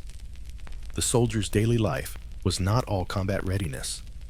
Much of it was maintenance. They repaired walls, cleared ditches, tended roads, and managed supplies. Farming supplemented their rations. Small plots near the forts grew vegetables, while cattle and sheep grazed nearby. Traders visited selling goods from the South pottery, wine, olive oil, and even luxuries like glass or spices. In time, civilian settlements grew around the forts, families of soldiers, merchants, craftsmen, and locals who found opportunity in the presence of Rome. For the builders, this meant their labor had created not just a wall, but new communities. And yet the wall was never absolute. Tribes crossed it, traded across it, raided along its edges. Skirmishes were frequent, but large battles rare. The wall was less a fortress than a filter controlling the flow of people, marking the boundary between two worlds. The builders turned garrisons, enforced that control, checking movements, demanding tolls, and keeping watch. The wall was a line not only of stone, but also of authority. Over time, Hadrian's wall was altered. Emperors after Hadrian expanded north to build the Antonine Wall, then retreated again. Sections were rebuilt, strengthened, or abandoned. Stones were replaced, ditches deepened. For the men who lived and worked there, this meant a cycle of construction, repair, and patrol that never truly ended. The labor of building became the labor of maintenance, and maintenance stretched across decades. The wall was never finished. It was always in progress, a monument to constant effort. What did this mean for the soldiers who had first built it? Many served, their 20 years grew older, and eventually received the reward of Roman citizenship. Some may have settled in Britain, taking land near the frontier, marrying local women, raising families whose descendants blended Roman and British traditions. Others returned south, carrying with them memories of years spent in the damp cold of the north, their bodies marked by the toil of stone and mud.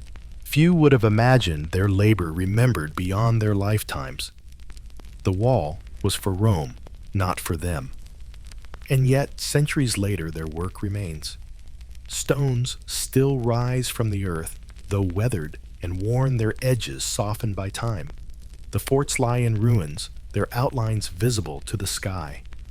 Their granaries roofless, their barracks reduced to lines of stone. Tourists walk the paths where legionaries once marched, tracing the line of a frontier that defined the edge of empire. The builders are gone, their names forgotten, but their labor endures in stone. History rarely records the voices of such men. Emperors are remembered, generals chronicled, but builders vanish into silence.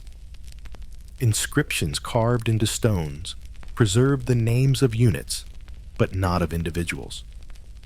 The wall was the work of thousands, yet their faces are lost. All that remains is the physical presence of the wall itself, a monument to the anonymous. The silence of their legacy is profound. Did they know that their work would outlast Rome itself? Did they imagine that long after the empire crumbled, their stones would still stand on windy hillsides, visited by strangers from lands they could not conceive? Or did they think only of survival, the next ration of bread, the next watch on the rampart, the next winter endured? Their thoughts are gone, swallowed by centuries, but their work speaks still. Hadrian's Wall was never impenetrable. Armies crossed it, tribes ignored it, and in time, Rome abandoned it. The empire fell. Its legions withdrawn, its authority vanished. Local peoples quarried its stones for farms and churches, repurposing the labor of soldiers long dead. And yet, even diminished, the wall remained. It became part of the landscape, part of memory, part of history. It was a frontier, not only of empire, but of endurance. For the builders, it was simply a task. For history, it became a monument. Their sweat, their blisters, their weary marches are gone, but the stones remain silent, witnesses to lives once lived in service of an empire. Their story is not of glory, but of persistence, of men who endured monotony and hardship to create something larger than themselves. And in the quiet of those stones lies a question that still echoes across the hills. Was the wall a symbol of power or a testament to the resilience of those who built it? Did Rome remember them, or did the wall itself become their only memorial? Perhaps their silence is the answer. The empire fell, but their work endures, stretching across the land, whispering of labor, discipline, and the forgotten lives of those who built the edge of the known world.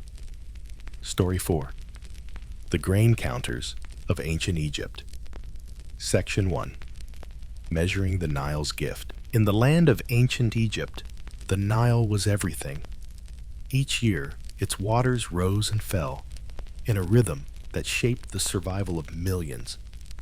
The inundation brought fertile silt, renewing the fields along its banks and feeding the crops that sustained a civilization.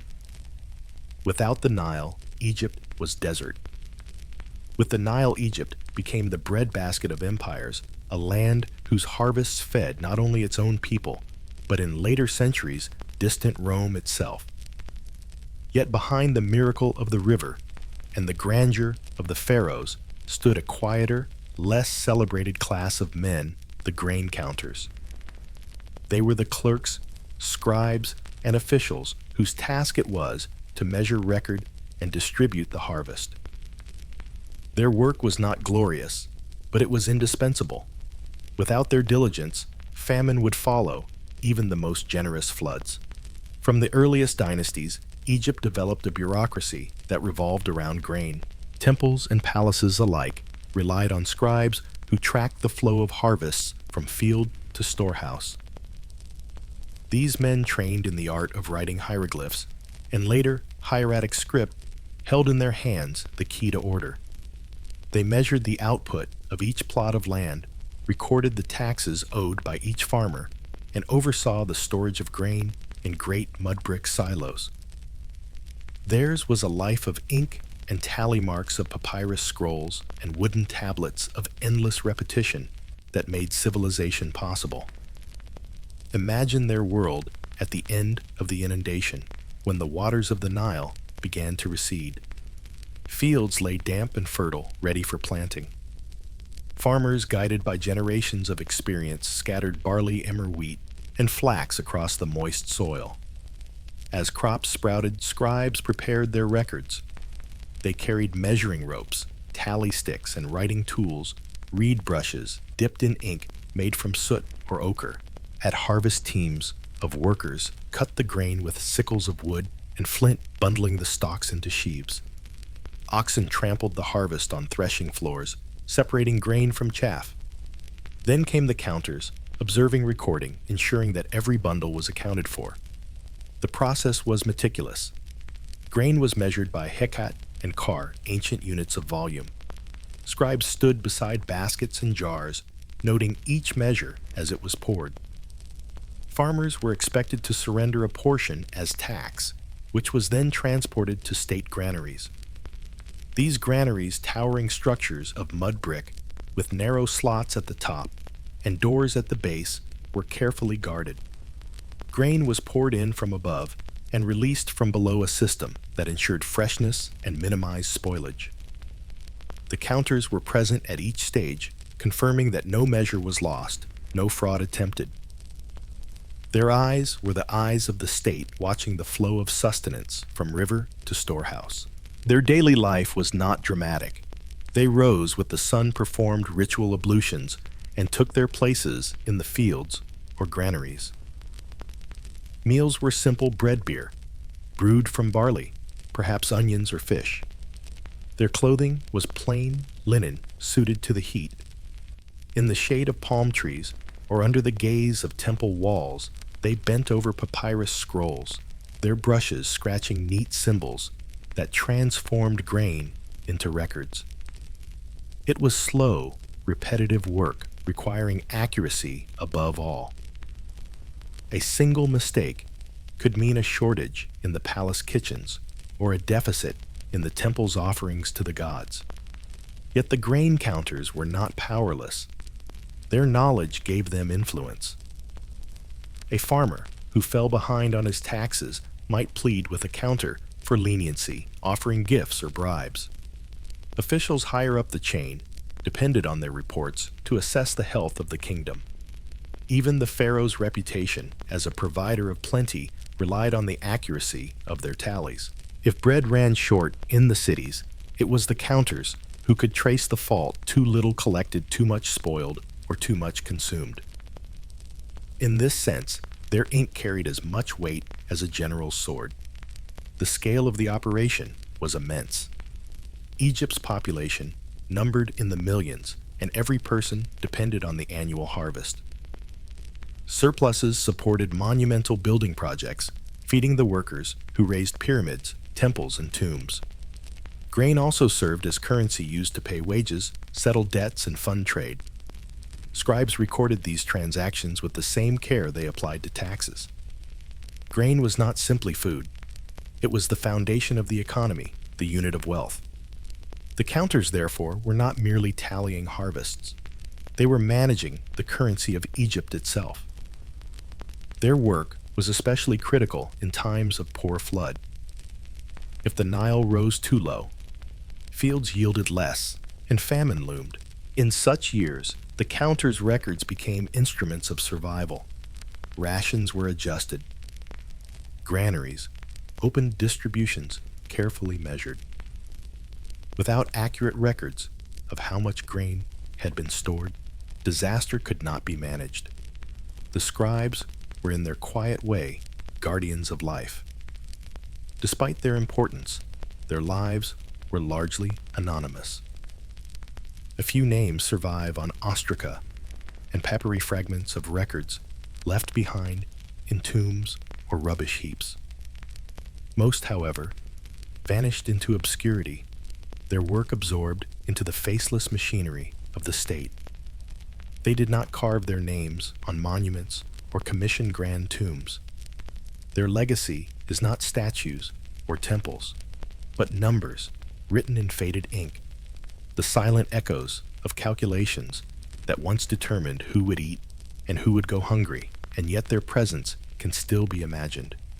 Picture a small group of scribes standing in the heat of harvest linen garments, clinging with sweat, watching as baskets of grain are poured out. One counts aloud, another marks a tally, a third checks the figures against a scroll.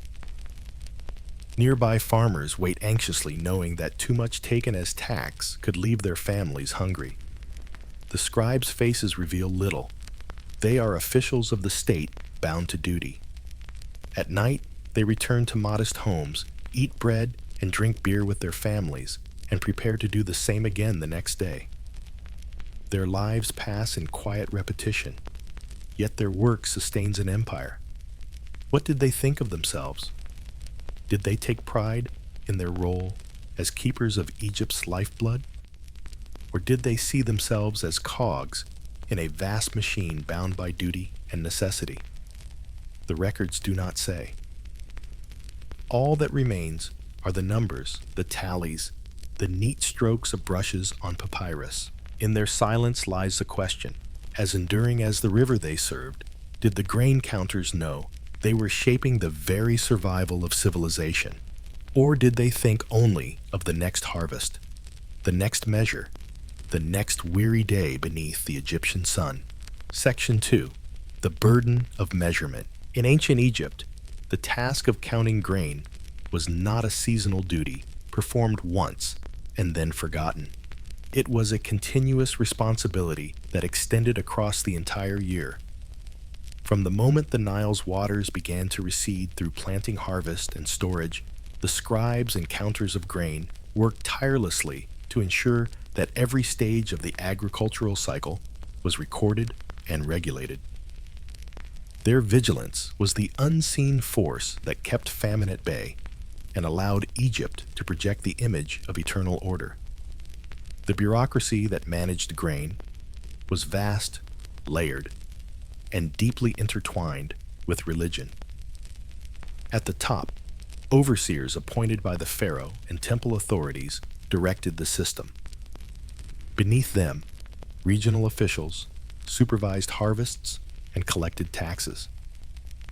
At the base were the counters, who walked the fields, measured the crops, and stood in the dust of threshing floors.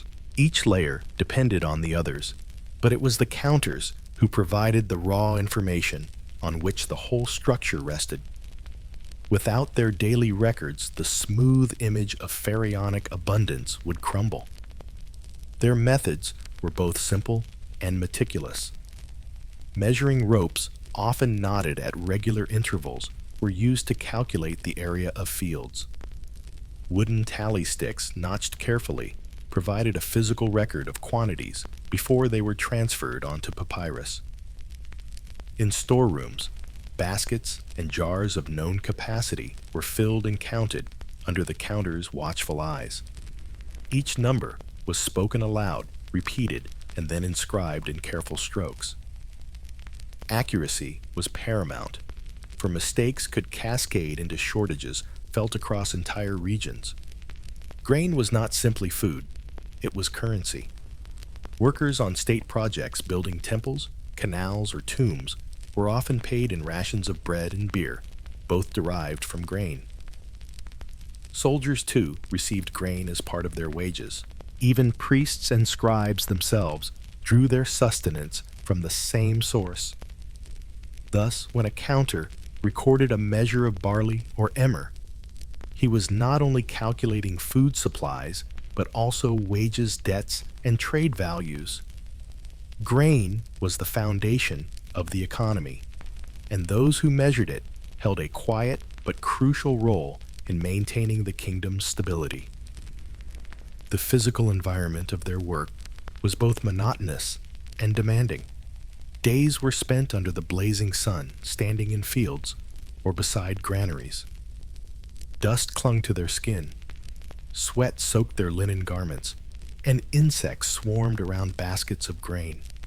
Yet the counters endured, for their work was not optional. To neglect a tally was to invite suspicion, and to falsify one was to risk severe punishment. The state tolerated no negligence in the handling of its lifeblood. Still, the temptation of corruption was always present. A farmer might offer a bribe, in hopes of lowering his tax burden, slipping a small gift of fish linen or beer to a counter. A scribe might quietly adjust a figure, pocketing the difference in grain. Such acts were dangerous, for audits were frequent. Inspectors arrived without warning, checking figures, comparing records, and questioning witnesses.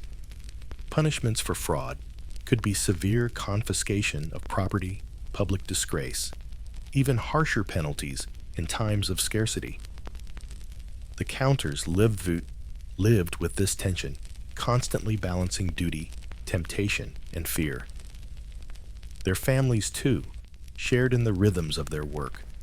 A grain counter's household was modest, often located near administrative centers or temples. His wife managed domestic affairs, grinding flour, baking bread, brewing beer, raising children. Sons might be trained in literacy, learning the same scripts their father used, preparing to follow in his footsteps. Daughters were sometimes married into other scribal families, weaving networks of kinship that reinforced the bureaucratic class. Thus, grain counting was not merely an occupation, but a hereditary service, a tradition passed from father to son. In this way, the counters formed a quiet but enduring social group sustained by literacy and duty, rather than wealth or prestige. The religious dimension of their work added another layer of responsibility. In temples, offerings to the gods were measured in grain. Priests relied on scribes to ensure that rations were delivered faithfully, for a shortfall was not merely an administrative failure, but a spiritual offense. Grain fed not only people, but also the divine order itself. The counters, by ensuring that temples received their share, participated in the cosmic balance of Ma'at, the principle of harmony that underpinned Egyptian belief. Their tallies were in this sense sacred as well as practical. Yet, for all their importance, the counters remained largely invisible. Their names rarely appear in inscriptions or monuments. Pharaohs are celebrated for victories and temples. Priests for rituals, but counters are forgotten, their lives consumed by papyrus scrolls and silent calculations. When we catch glimpses of them in surviving records, it is usually in the form of routine notations, so much grain delivered from such and such field. Behind those words stood a man, brush in hand, repeating figures under the sun. Occasionally, fragments of personality emerge. Some scribes left notes on ostraca, broken pieces of pottery used for practice or drafts. One might complain of sore eyes from long hours of writing. Another might sketch a crude drawing beside his figures, a moment of levity amid monotony. These small traces remind us that the counters were not machines, but people enduring fatigue, boredom, and the weight of duty. They lived lives filled with the same small concerns as any human hunger-illness family disputes fleeting joys. Yet history remembers them only through numbers. The consequences of their work were immense. When floods were generous and harvests abundant, their tallies ensured surpluses that fed monumental projects. Workers carving stone at Giza or Luxor ate bread whose grain had been measured and taxed by counters. When floods failed and famine threatened, it was their records that determined who received rations and who went without. In these moments, their accuracy could mean the difference between survival and death for thousands. Though they did not wield swords or crowns, their pens shaped the fate of a civilization. Their anonymity, paradoxically, may have been part of their strength. By blending into the background of bureaucracy, the counters avoided the rivalries and jealousies of higher officials. They were not seen as threats, only as functionaries. Yet in their very ordinariness lay resilience. Dynasties rose and fell. Temples were built and abandoned. Foreign conquerors came and went, but the counters remained. Always there were men measuring grain, writing tallies, keeping the cycle of survival intact. They were the thread of continuity in Egypt's long history. It is easy from the distance of centuries to see their lives as dull. Day after day of counting, recording, repeating. But perhaps there was a dignity in their monotony, a satisfaction in knowing that their work, though uncelebrated, was necessary. Without them, no pyramid would rise, no temple function, no pharaoh endure. They were the quiet foundation on which grandeur rested, and yet one cannot help but wonder, did they know it? Did the counters themselves feel the weight of their role, or did they see only the dust of the threshing floor? The ink on papyrus, the endless repetition of figures. Did they sense that their work sustained the very idea of Egypt? Or did they think only of the next tally, the next basket, the next weary day beneath the sun? Section 3. The Legacy of the Granaries. By the time of Egypt's Middle and New Kingdoms, the grain system had become the backbone not just of survival, but of empire itself. Pharaohs built temples, launched wars, and commissioned monumental tombs. But all of these depended on one thing: grain counted, stored, and distributed with precision. Behind every pyramid was a granary, and behind every granary was a counter with ink-stained fingers and weary eyes. Without them, the image of eternal Egypt, the mighty statues, the sprawling temples, the carefully ordered society would have been impossible. The scale of the state's reliance on grain is difficult to overstate. At harvest, the surplus gathered by counters filled vast storehouses, some capable of holding enough food to sustain entire towns for years. The granaries were engineering achievements in themselves, massive mud brick structures with small openings at the top for pouring in grain and larger doors at the bottom for release. Their design minimized spoilage and allowed careful rotation of supplies. Counters supervised the filling and emptying, recording every measure in neat strokes on papyrus. The granary was a vault of life, and the counter its guardian. From these storehouses flowed Egypt's stability. Workers who hauled stones for temples and pyramids were not slaves in chains, as is often imagined, but laborers compensated with rations, bread and beer, calculated from the granary records.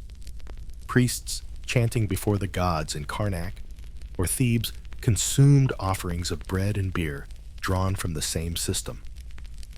Armies marching across Sinai or Nubia carried with them sacks of grain allocated by scribes who had planned months in advance. The counters, in their quiet labor, were the invisible logisticians of empire. In prosperous years, when the Nile's floods were generous, counters faced the challenge of abundance. Surpluses had to be measured, stored, and safeguarded against pests, rot, or theft. In such times, Egypt flourished. Great building projects, advanced festivals were lavish, and Pharaoh could proclaim himself the eternal provider. But in lean years, when the Nile rose too little or too much, the counter's task became one of survival. They opened the granaries cautiously, calculating rations to stretch supplies, balancing the needs of workers, priests, soldiers, and common people. A miscalculation could mean riots in the market's unrest in villages, even the collapse of trust in the pharaoh's divine authority. The weight of such responsibility was immense, though borne silently. The endurance of this system is remarkable. For millennia, while dynasties rose and fell, the grain counters remained. The faces on the throne changed, but the scribes, with their brushes and scrolls, continued to measure, record, and store. Even under foreign rulers, the Persians, the Greeks, the Romans, the granary system endured. The conquerors recognized its value and preserved it, for without it, Egypt's wealth would vanish. Roman emperors, in fact, depended on Egyptian grain to feed the people of Rome itself. Ships laden with wheat sailed across the Mediterranean, their cargo calculated to the last measure by Egyptian counters who followed practices older than Rome itself. Despite their endurance, the grain counters remained anonymous. Pharaohs carved their names into stone, generals boasted of victories on temple walls, but counters left only tallies on papyrus, most of which have long since crumbled to dust. Yet in rare cases, fragments survive scribal exercises, administrative documents, tax receipts. These reveal the monotony of their lives, but also their diligence. A receipt might record X measures of barley, delivered from Y field, signed by a scribe with a modest title. Such fragments are all that remain of lifetimes spent in service, but they whisper of an entire world of labor behind the glittering facade of temples and tombs. Their social position was paradoxical. Literacy gave them prestige, for only a small portion of Egyptians could read and write. They were part of a bureaucratic elite that sustained the state. Yet their work was not glamorous. They lived in modest homes, ate the same bread and beer as common people, and spent their days in fields and storerooms. They had little chance of ascending to high office unless they were unusually gifted or fortunate. Most lived and died as functionaries, their importance immense, but their recognition minimal. And yet perhaps there was pride in their role. To serve Pharaoh was to serve Ma'at, the principle of order that governed both gods and men.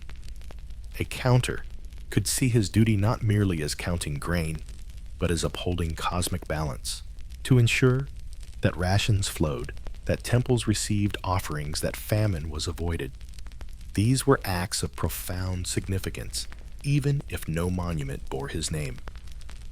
In this sense, the counters may have found dignity in their anonymity, a quiet satisfaction in knowing that their work sustained life itself. When we consider their legacy today, it is easy to overlook them. Visitors to Egypt marvel at pyramids, temples, and statues. Few think of the granaries or the men who managed them.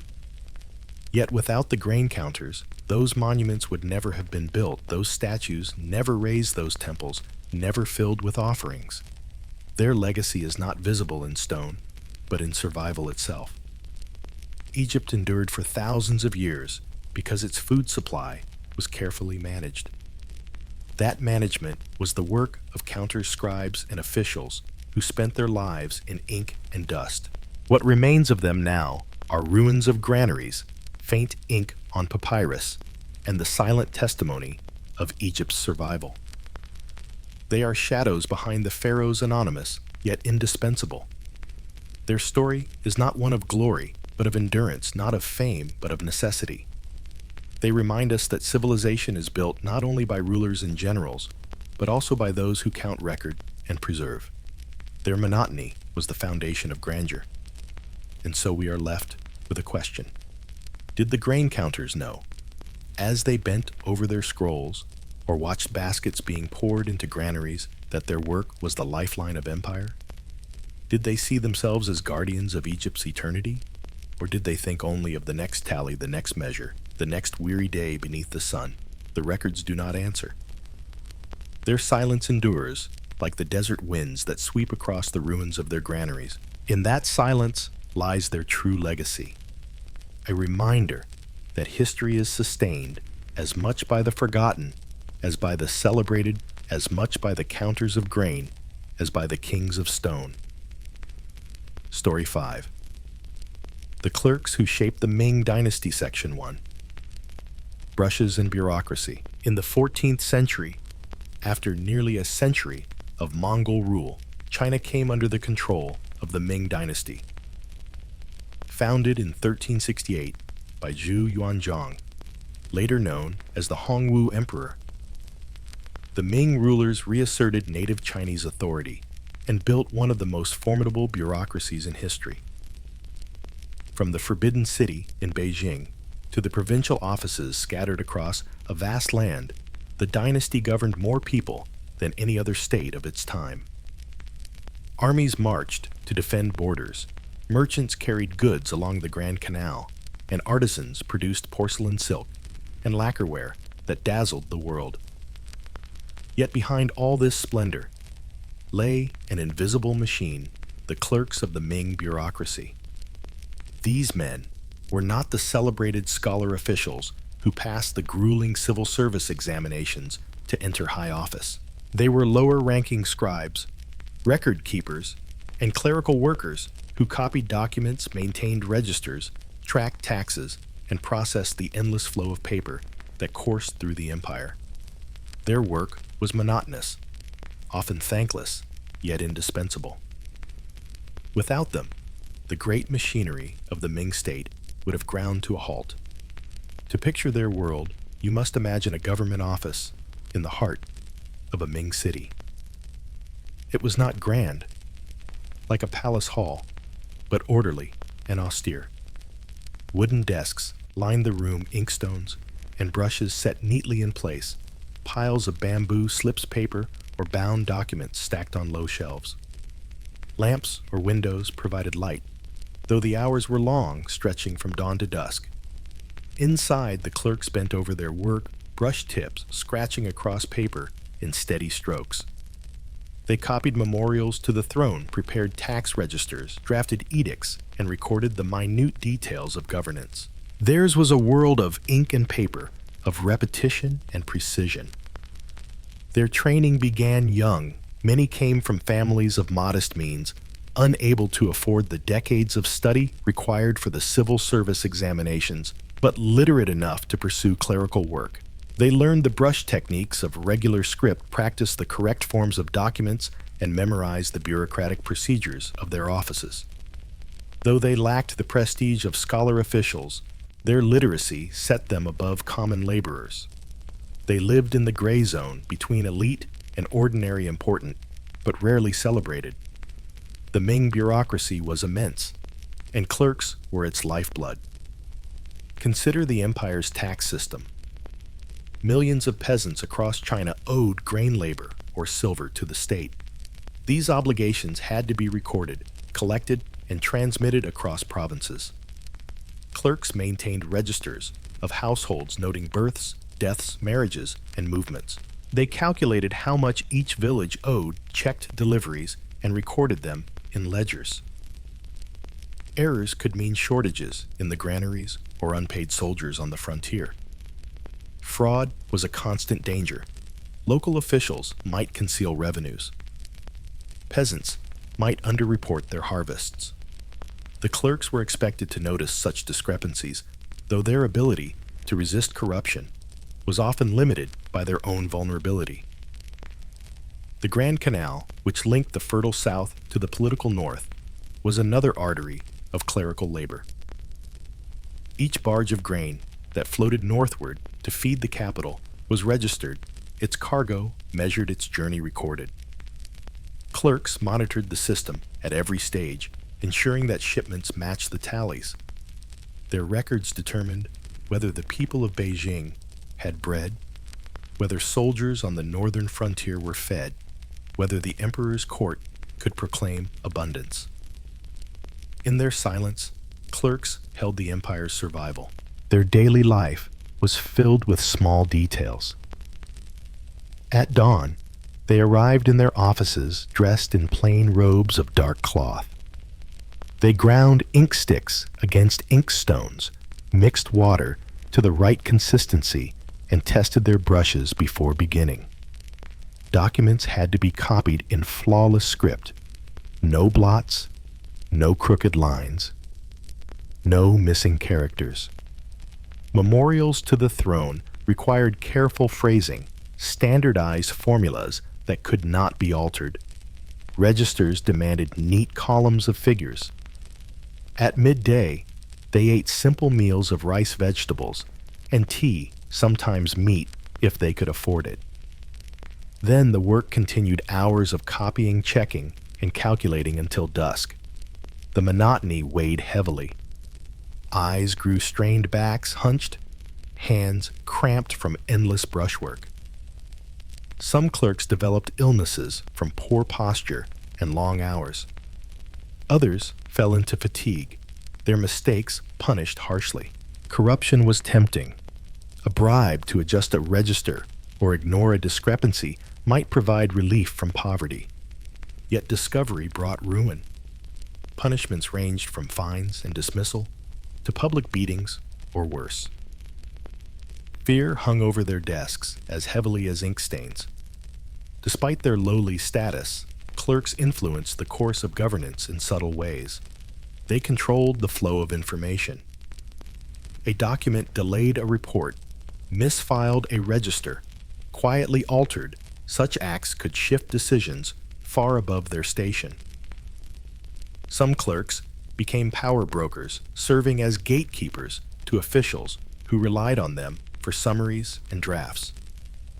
Others became scapegoats, blamed for errors that originated with their superiors. Their lives were precarious, balanced between invisibility and vulnerability. Beyond the office, their lives were modest but stable. They lived in crowded neighborhoods, their families surviving on the modest stipends their work provided. Wives managed households, children, attended local schools, and friendships formed within the bureaucratic community. In the evenings, some clerks might read poetry or practice calligraphy, cultivating refinement, even in obscurity. Others sought distraction in tea houses or markets. But their lives remained bound to their work, for documents did not stop flowing, and errors were never forgotten. Their role was especially vital in times of crisis, when floods destroyed crops, when rebellions broke out, when epidemics spread. It was the clerks who compiled the reports, tallied the damages, and calculated the relief needed. Their figures determined how much grain was released from granaries, how much silver was dispatched from treasuries, how many soldiers were sent to restore order. They did not command armies or proclaim edicts, but their numbers guided those who did. In this way, their quiet brushstrokes shaped the empire's response to disaster. The clerks of the Ming dynasty rarely saw themselves remembered.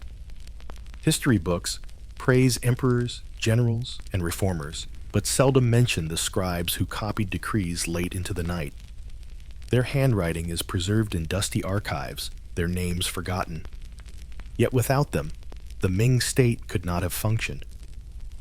Their anonymity was both their fate and their contribution. Still, one must wonder. As they bent over their desks, brush in hand, did they feel the weight of empire in their strokes? Did they sense that their work kept the machinery of the Ming alive? Or did they think only of the next line, the next tally, the next weary day of ink and silence? Section 2.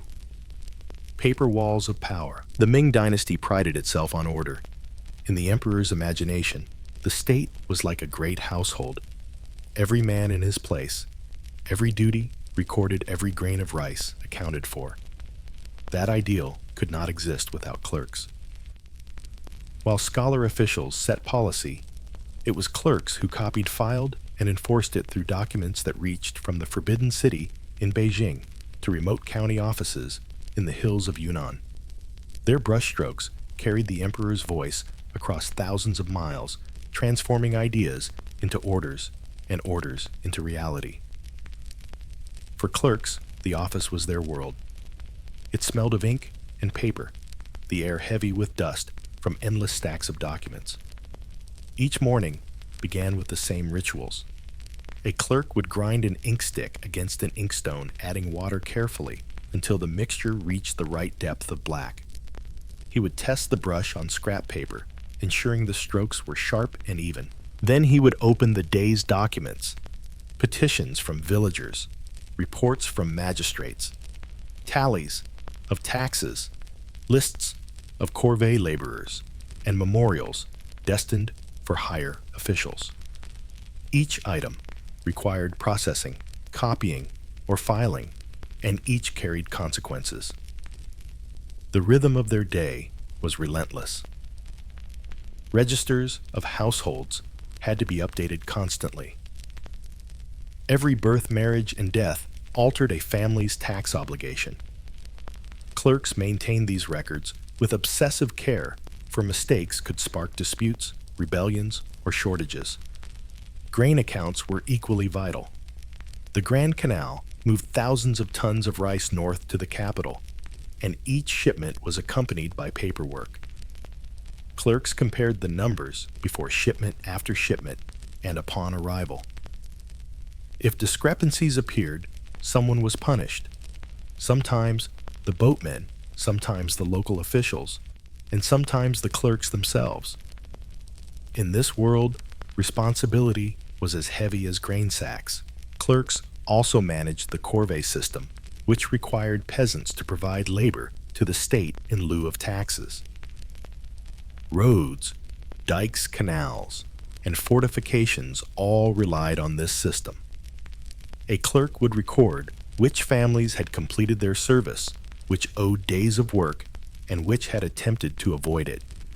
Such records decided whether a village lived in peace or faced inspectors demanding arrears. For the peasants, clerks embodied the state itself, their brushstrokes as binding as chains. The monotony of the work was broken only by audits. Inspectors from higher offices arrived without warning, scrutinizing documents for inconsistencies. A single missing tally, a line of ink blurred by haste, a misfiled register, any of these could be construed as negligence or fraud. Punishments were swift. A clerk might be fined, demoted, flogged, or dismissed. In extreme cases, accusations of corruption led to imprisonment or death. The fear of audits hung over every office, pushing clerks to triple-check their work, to copy documents again and again until no flaw remained. Despite this, corruption persisted. The temptation was too great, and salaries too small. A clerk could, with a few strokes, reduce a household's tax burden in exchange for a bribe. He could delay a report to give a local official time to conceal shortages. He could alter tallies of grain, siphoning off supplies that could feed his family through a bad year. Such practices were dangerous, yet common. The Ming bureaucracy was vast, and no emperor could control every brush. Officials railed against corruption, but the system depended on the very men they accused. Clerks were both its strength and its weakness. Their social status reflected this ambiguity. Literate and skilled, they stood above peasants and artisans. Yet they lacked the prestige of scholar officials who had passed the civil service examinations. Scholar officials often treated clerks with disdain, seeing them as mere functionaries. Still, those same officials relied on clerks to draft copy and summarize the endless documents they did not have time to process themselves. In private, some officials admitted that without clerks the machinery of governance would collapse. But in public, clerks remained shadows, acknowledged only when errors occurred. In their private lives, clerks lived modestly. Their incomes rarely allowed luxury, though some accumulated small fortunes through corruption or side businesses. Most resided in neighborhoods close to offices, their homes simple courtyards with plain furnishings. Wives managed the household economy, stretching modest stipends into meals of rice, vegetables, tofu, and fish when available. Children attended local schools, if possible, learning characters and brushwork that might one day prepare them for clerical service. Some families saw clerical work as a legacy, passing the profession from father to son, building networks of kinship that gave stability across generations. Yet even in modesty, there was refinement. Clerks often cultivated calligraphy, turning their daily brushwork into art. In tea houses, they read poetry, debated history, or copied verses for pleasure. Their skills gave them access to culture, even if society refused them prestige. In this way, they existed in the shadow of the scholar, gentry not celebrated, but quietly sharing in the world of letters. The stress of their lives was constant. Long hours hunched over desks strained their eyes and backs. Mistakes haunted them. Some sought relief in alcohol, others in gambling, still others in religious devotion. Temples across the empire saw clerks burning incense, praying for relief from audits, from superiors' wrath, from the endless tide of paperwork. Their prayers reveal not ambition, but exhaustion. They did not ask to be great. They asked only to survive. Yet in times of crisis, their work became visible. When floods struck, It was clerks who compiled reports of damage, calculated rations, and tracked the distribution of relief. When rebellions arose, their tallies of households determined how many men could be conscripted to restore order. During epidemics, they recorded deaths, adjusted registers, and ensured that taxes were recalculated accordingly. Their brushstrokes, invisible in times of peace, became lifelines in times of disaster. The irony of their role was that they could shape the empire even as they remained forgotten. A delayed report might starve an army. An inaccurate tally might incite rebellion. A falsified account might enrich a family while depriving the state of revenue. Each small act carried ripples, yet those who performed them lived without recognition. The clerks of the Ming dynasty shaped China's fate through ink. But history records only the names of emperors and generals. Still, one must pause and ask, did the clerks themselves realize how much power they held in silence? Did they know that their brushstrokes could decide famine or feast war or peace? Or did they see only paper walls closing in the endless repetition of characters, the weary days that blurred together into lifetimes of anonymity? Section 3. Ink Without Names. As the Ming dynasty matured, the empire it ruled became ever more dependent on its bureaucracy. From the Forbidden City in Beijing, radiated edicts that touched the lives of tens of millions orders to build dikes to conscript soldiers, to regulate markets to collect taxes in grain or silver. These commands, however, were not carried by the voice of the emperor alone. They were carried by clerks. Each brushstroke of theirs transformed imperial will into a physical mark, and each mark shaped the daily lives of farmers, artisans, merchants, and soldiers. The clerks rarely saw themselves celebrated in chronicles, but they were everywhere in practice. In county offices, they recorded every household, noting births and deaths, calculating obligations. In provincial capitals, they copied orders, prepared reports, and maintained archives. In the capital itself, clerks swarmed in the ministries, drafting memorials to be presented to the throne, summarizing petitions, and keeping the empire's immense paperwork in fragile balance. Their desks formed the nervous system of the Ming state, transmitting signals across a vast territory. Yet their labor was both endless and invisible. The empire's sheer size guaranteed that paperwork never ceased. Every harvest produced new tax registers. Every flood or drought generated reports of damage. Every rebellion demanded tallies of men and supplies. The empire was a tide of paper, and the clerks stood waist-deep in it day after day. When they fell ill, their places were quickly filled. When they died, their names vanished from memory, their handwriting absorbed into the anonymous mass of the archives.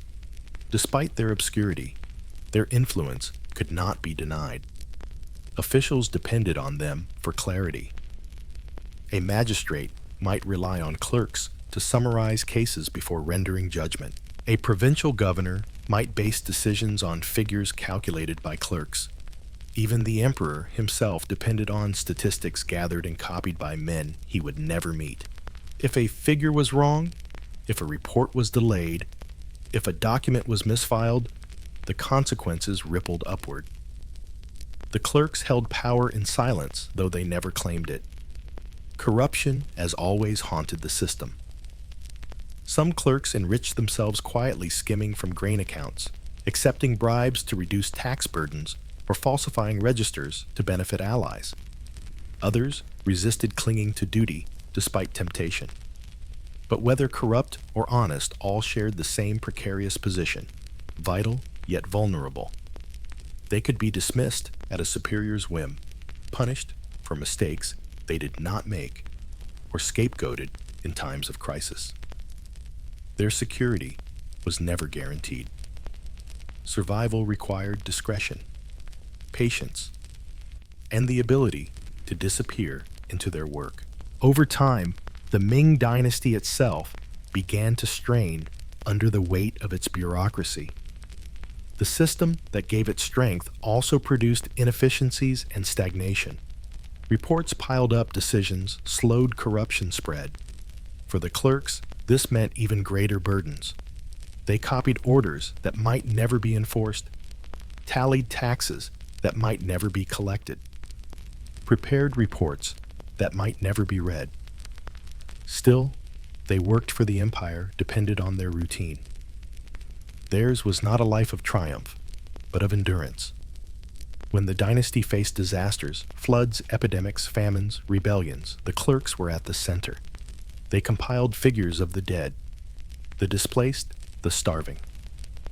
They calculated rations, organized distributions, and adjusted registers to account for loss.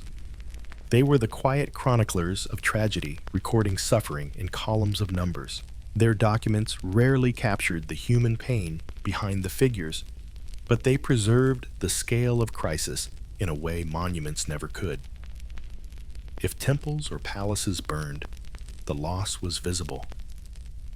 If thousands starved, their memory lingered only in the ledgers kept by clerks.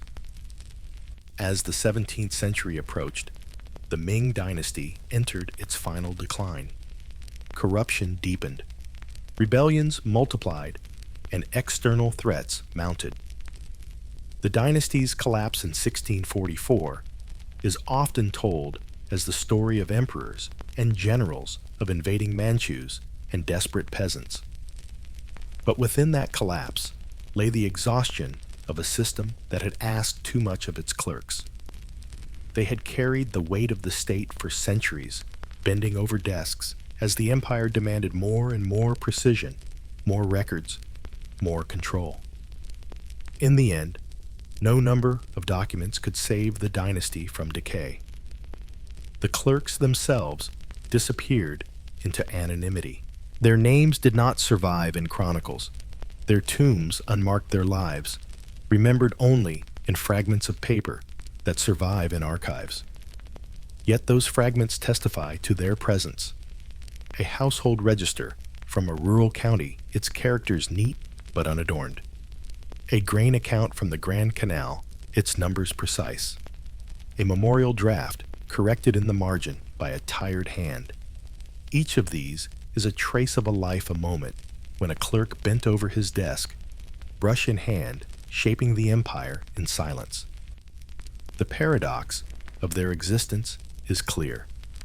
They were essential, yet invisible, powerful, yet powerless, anonymous, yet enduring. Their work shaped the empire, but their names vanished within it. They sustained the Ming dynasty for nearly 3 centuries, yet history remembers them only as shadows behind officials and emperors. And so we are left with a question. Did the clerks of the Ming dynasty ever imagine that their brushstrokes held the weight of empire? Did they sense, as they copied one more register or tallied one more figure, that they were holding civilization together? Or did they see only ink stains, weary eyes, and another long day of work to survive? Their silence remains carried on faded paper, a reminder that history's grandest empires rest not only on rulers and armies, but also on those who served without recognition, shaping the world one brushstroke at a time. Story 6. The Forgotten Scribes of Medieval Ethiopia. Section 1. Ink in the Highlands. In the highlands of Ethiopia, centuries after the rise of Christianity, their monasteries dotted the landscape like islands of stone and faith. Perched on cliffs, hidden in valleys, or standing at the center of villages, these monasteries were the beating heart of Ethiopian culture during the medieval period.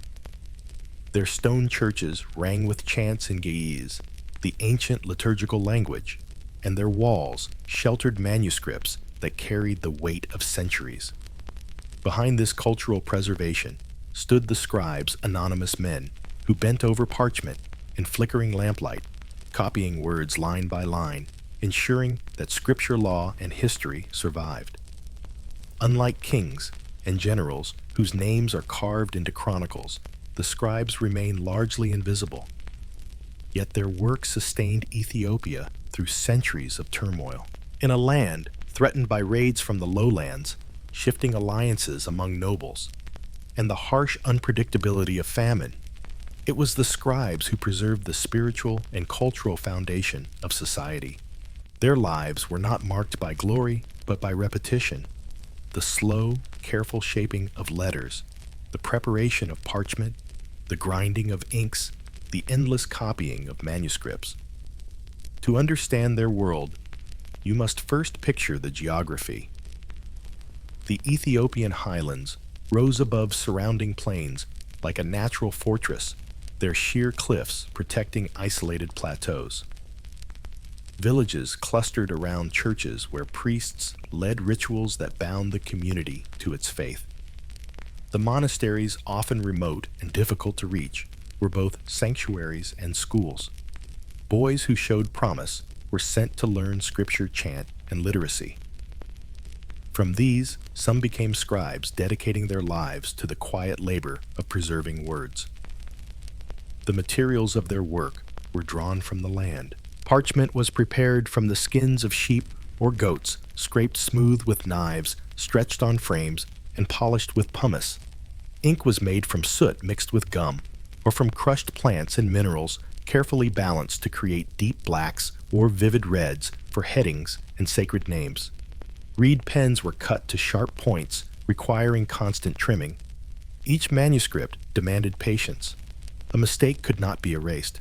At best, it could be scraped away with a blade and corrected, but the blemish remained.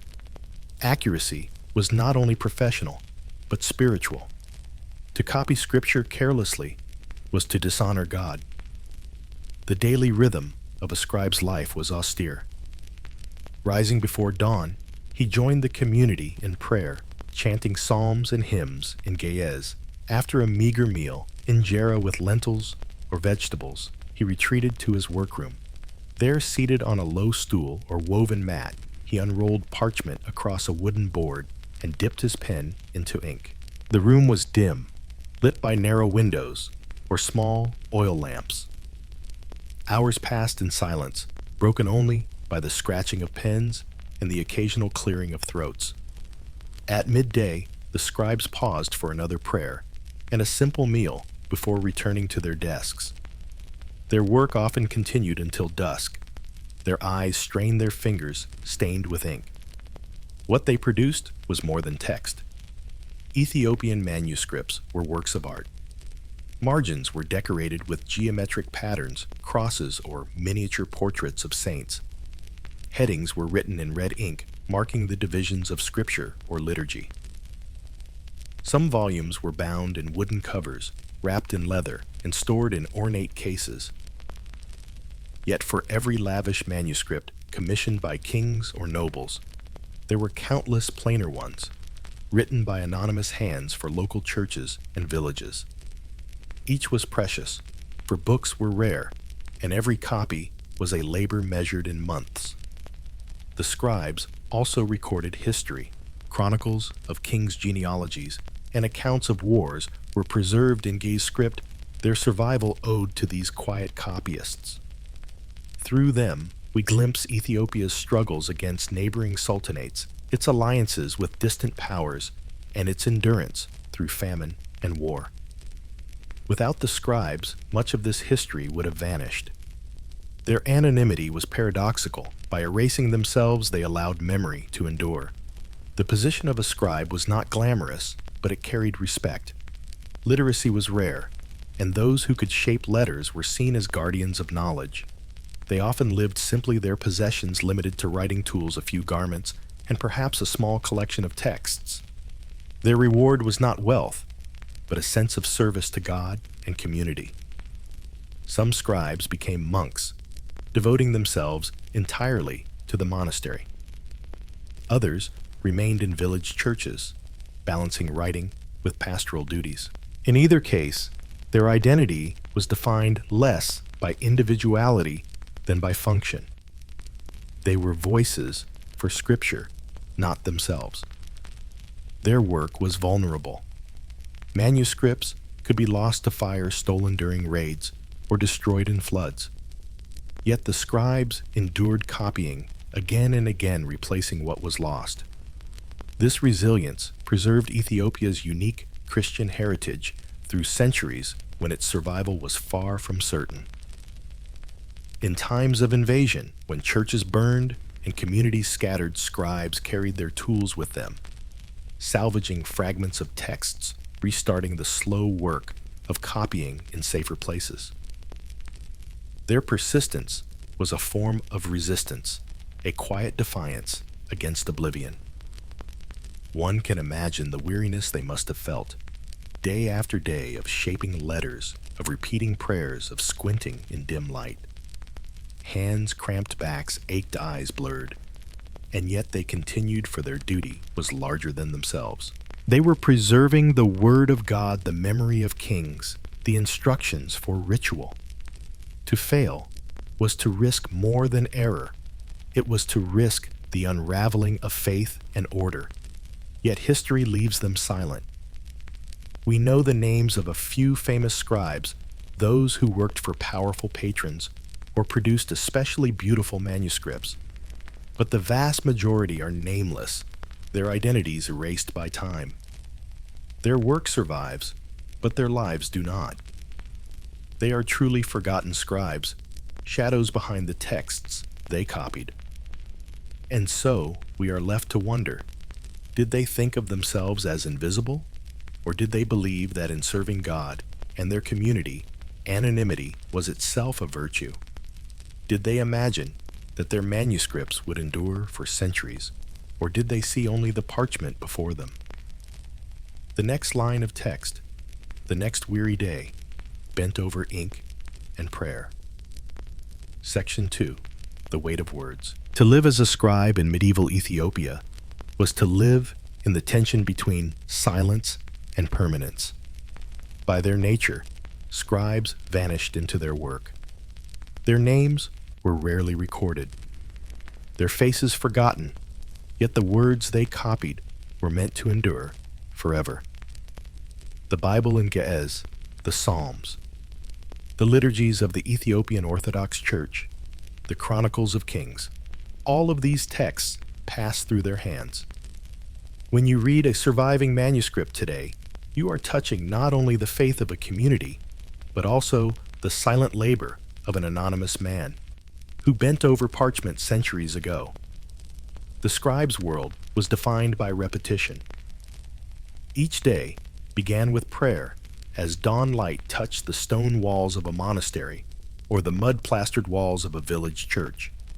Scribes joined the chanting of psalms, their voices blending with the rhythm of drums and sistra, the metallic rattles of Ethiopian liturgy. Afterward, they ate a simple meal of bread, sometimes accompanied by lentils or milk if available. Then, as the rest of the community moved to fields, workshops, or kitchens, the scribes withdrew to their desks. The workroom was rarely grand. In monasteries, it might be a stone cell with a narrow window, a wooden board serving as a desk, and shelves of parchment waiting to be filled. In village churches, the space might be no more than a corner, lit by a small lamp.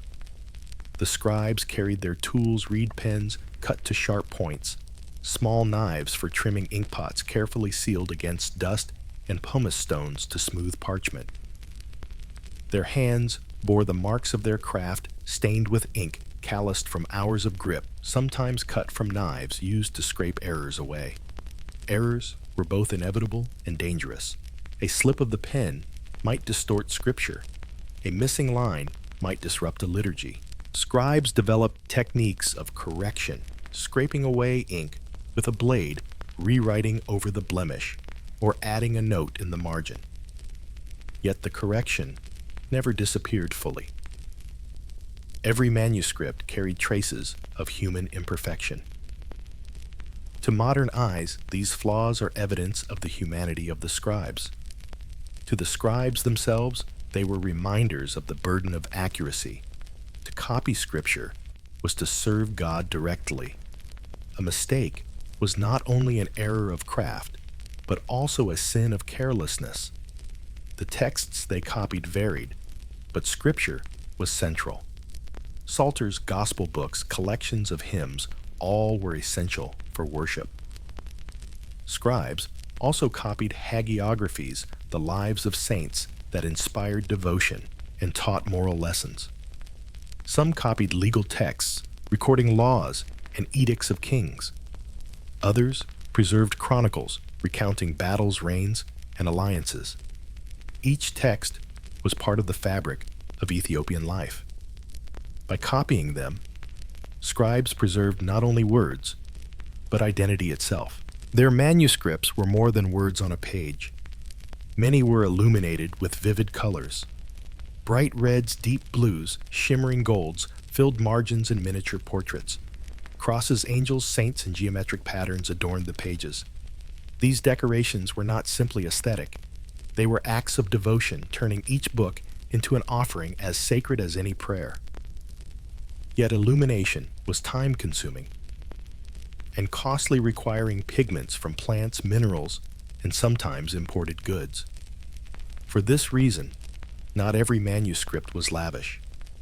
Many were plain written in black ink, with minimal decoration valued more for content than beauty. These humble manuscripts carried faith just as surely as the ornate ones. The scribes' labor extended beyond copying. They were also custodians. Manuscripts had to be stored in protective cases, often wooden boxes wrapped in leather or cloth. Scribes oversaw repairs, sewing loose pages, rebinding volumes, patching holes in parchment. In times of danger, raids from rival kingdoms, fires, floods, they carried manuscripts to safety, sometimes at the cost of their own lives. For them, books were not objects, but vessels of the divine and the communal memory. To lose one was a tragedy. Life as a scribe was austere. They owned little beyond their tools and garments. Meals were plain fasts, frequent luxuries rare. The rhythm of their days left little time for distraction. And yet there were moments of fellowship. Scribes worked together, reading aloud, to check accuracy, discussing passages, sharing ink and tools. In monasteries, they lived as brothers, bound by prayer and labor. In village churches, they were central figures, respected for their literacy and trusted to guide the community in faith. Their position, however, was not without risk. Political instability could bring violence even to monasteries. Scribes might be killed in raids, their manuscripts burned or stolen. Famines, which struck when rains failed, made parchment scarce, ink costly, and food uncertain. Scribes endured hunger alongside their communities, their work slowed, but never abandoned. To copy scripture in times of famine was to declare hope that the word of God would endure even as stomachs emptied. Through their persistence, scribes shaped Ethiopia's place in the wider Christian world. Visitors from Europe and the Middle East marveled at the richness of Ethiopian manuscripts. Travelers carried news of illuminated gospels, of parchment volumes bound in leather and adorned with crosses. Yet behind this admiration lay the silence of the scribes who had created them, unacknowledged, their identities lost to time. The fame of their books outlived their names. The paradox of their existence grows clearer the more one studies them. They were essential to Ethiopia's survival as a Christian kingdom, yet they lived and died in obscurity. They poured months of labor into manuscripts, only for history to erase them. Their lives were monotonous, repetitive, often exhausting, yet their work preserved culture, faith, and identity for generations. They were forgotten by name, but remembered in function. Still, one wonders, what did they think as they worked? Did they dream of being remembered? Or did they embrace anonymity as part of their devotion? Did they find peace in the repetition of letters, or did they long for release from the burden of accuracy? Did they sense that their words would outlast them by centuries? Or did they see only the ink drying on parchment in the dim light of their cell? Section 3. Anonymity and Endurance. By the late medieval period, Ethiopia's scribes had produced a body of manuscripts that rivaled any Christian culture in volume and devotion. Psalter's gospel books, hymns, hagiographies, chronicles all copied and recopied by hand generation after generation. These manuscripts, carefully preserved in churches and monasteries, became the backbone of Ethiopia's spiritual and cultural identity. Yet the men who created them remained shadows, their lives consumed by labor and prayer, their names almost never recorded. Their legacy was endurance, not fame. The rhythm of their existence hardly changed across centuries. Rising before dawn, joining in liturgy, breaking bread in silence, then turning to parchment and ink. Some worked alone in quiet corners, others in groups, reading aloud to check accuracy. Their brushes traced the same letters their teachers had traced, forming words that had been written countless times before. Each page was an act of continuity, a bridge between generations. In this way, scribes became guardians of tradition, ensuring that Ethiopia's Christian faith and history would not vanish even in times of turmoil. The challenges they faced were immense. Invasions threatened their monasteries, famines tested their resolve, and political upheavals endangered their work. During the 16th century, for example, Ahmad ibn Ibrahim al-Ghazi, Ahmed Gragan, the left-handed, led devastating campaigns against Christian Ethiopia.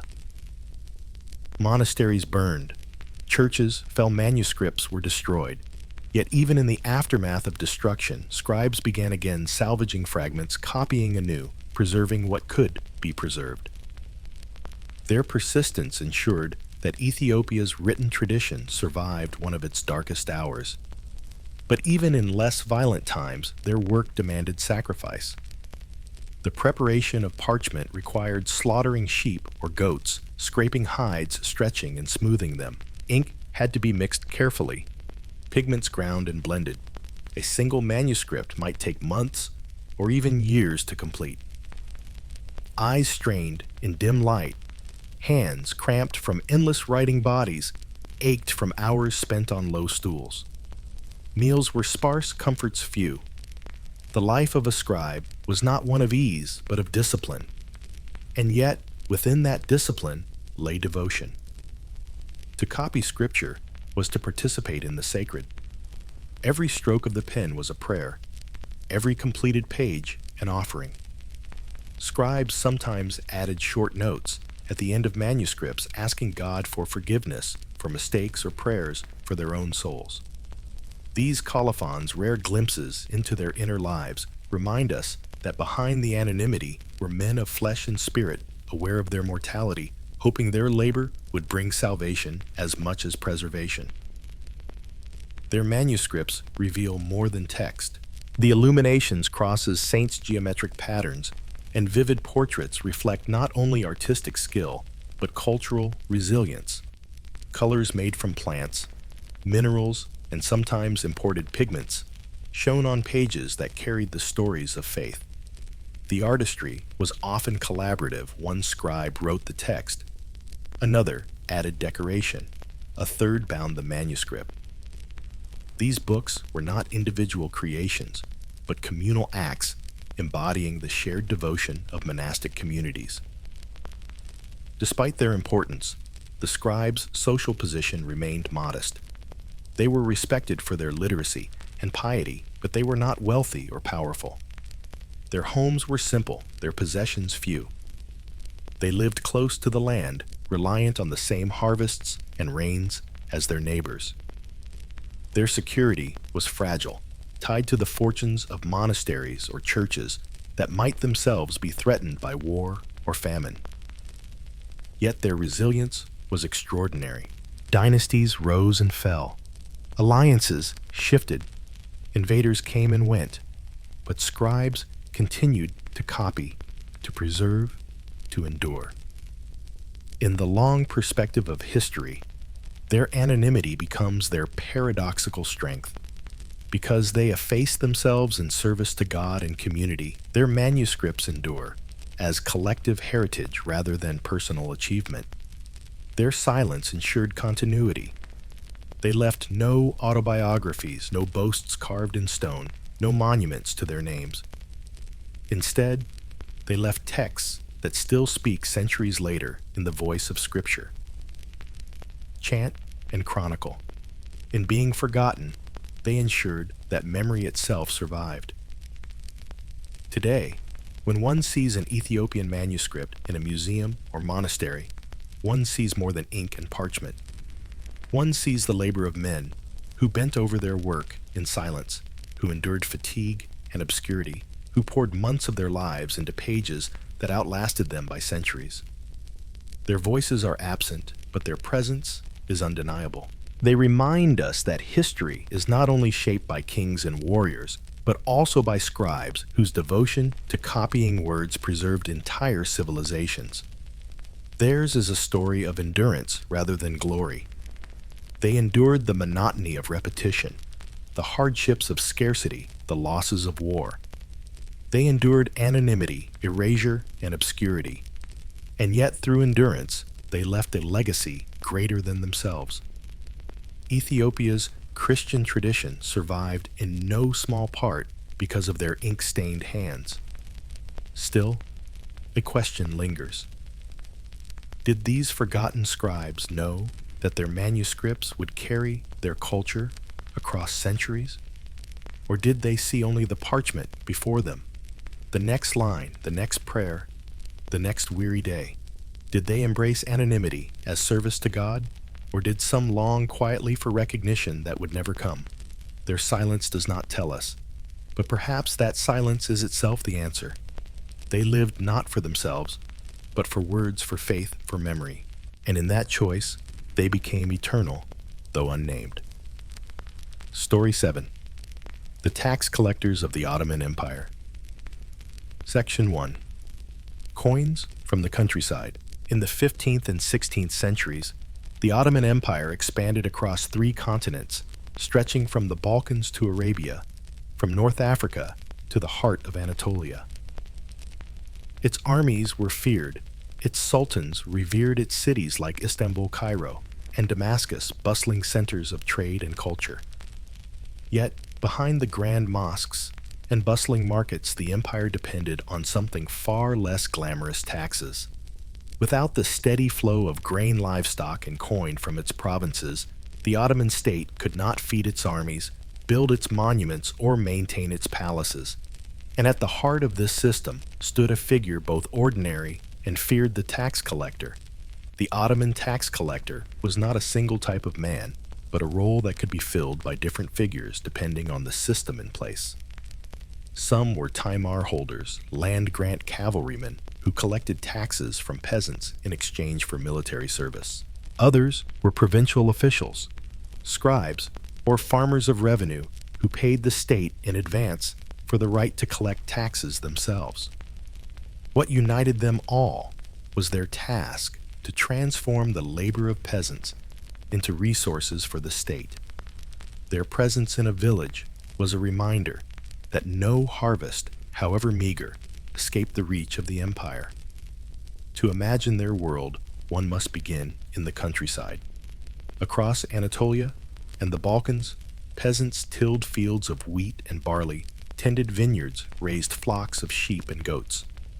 Their lives revolved around the seasons, from sowing in autumn to harvest in summer.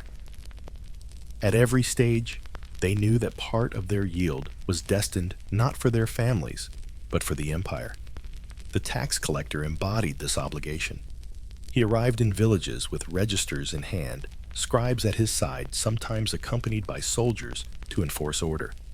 His task was to measure, record, and extract. The methods were orderly, even bureaucratic. Ottoman officials kept detailed tax registers known as Tahrir defterleri. These documents recorded villages, households, fields, and obligations. When a collector arrived, he called the headman of the village, compared their accounts with the registers, and assessed what was owed. Grain was measured in sacks, animals counted, vineyards surveyed. Payment could be in kind sheep grain, butter honey, or in coin, depending on the region. For peasants, the process was both routine and dreaded. They knew the collector's demands were inevitable, yet each year brought anxiety. Would the harvest suffice? Would the collector demand more than they could give? The collector's role was not merely to take, but to balance. If he pressed too hard, peasants might abandon their fields or flee to the mountains, depriving the empire of revenue. If he was too lenient, the state would suffer shortages. He walked a line between empire and village, embodying both authority and negotiation. Some collectors developed reputations for fairness, others for cruelty. In either case, their presence shaped the rhythm of rural life. Daily life for a collector was far removed from the glamour of Istanbul. He traveled dusty roads, lodged in village homes, or modest khans, ate bread, cheese, and whatever meat the locals provided. He carried registers, inkpots, and tally sticks, tools as vital as any sword. His days were spent in conversation and calculation, in listening to peasants' pleas and deciding whether to relent or insist. At night, he recorded figures by lamplight, checking that accounts matched, knowing that errors could cost him dearly. The work carried dangers. Villages sometimes resisted hiding livestock, underreporting harvests, or even attacking collectors. Bandits roamed rural roads, eager to seize tax revenues in transit. Collectors often traveled with guards or relied on local Timar cavalry for protection. Yet even with soldiers at their side, they were vulnerable. Their authority rested not on personal power, but on the empire's might. If rebellion spread, they were among the first targets of anger. Despite their lowly reputation, tax collectors were indispensable to the Ottoman system. The empire's military campaigns, its mosques and schools, its palaces and baths, all were funded by taxes drawn from fields and villages. The collectors were the conduit between peasant labor and imperial grandeur.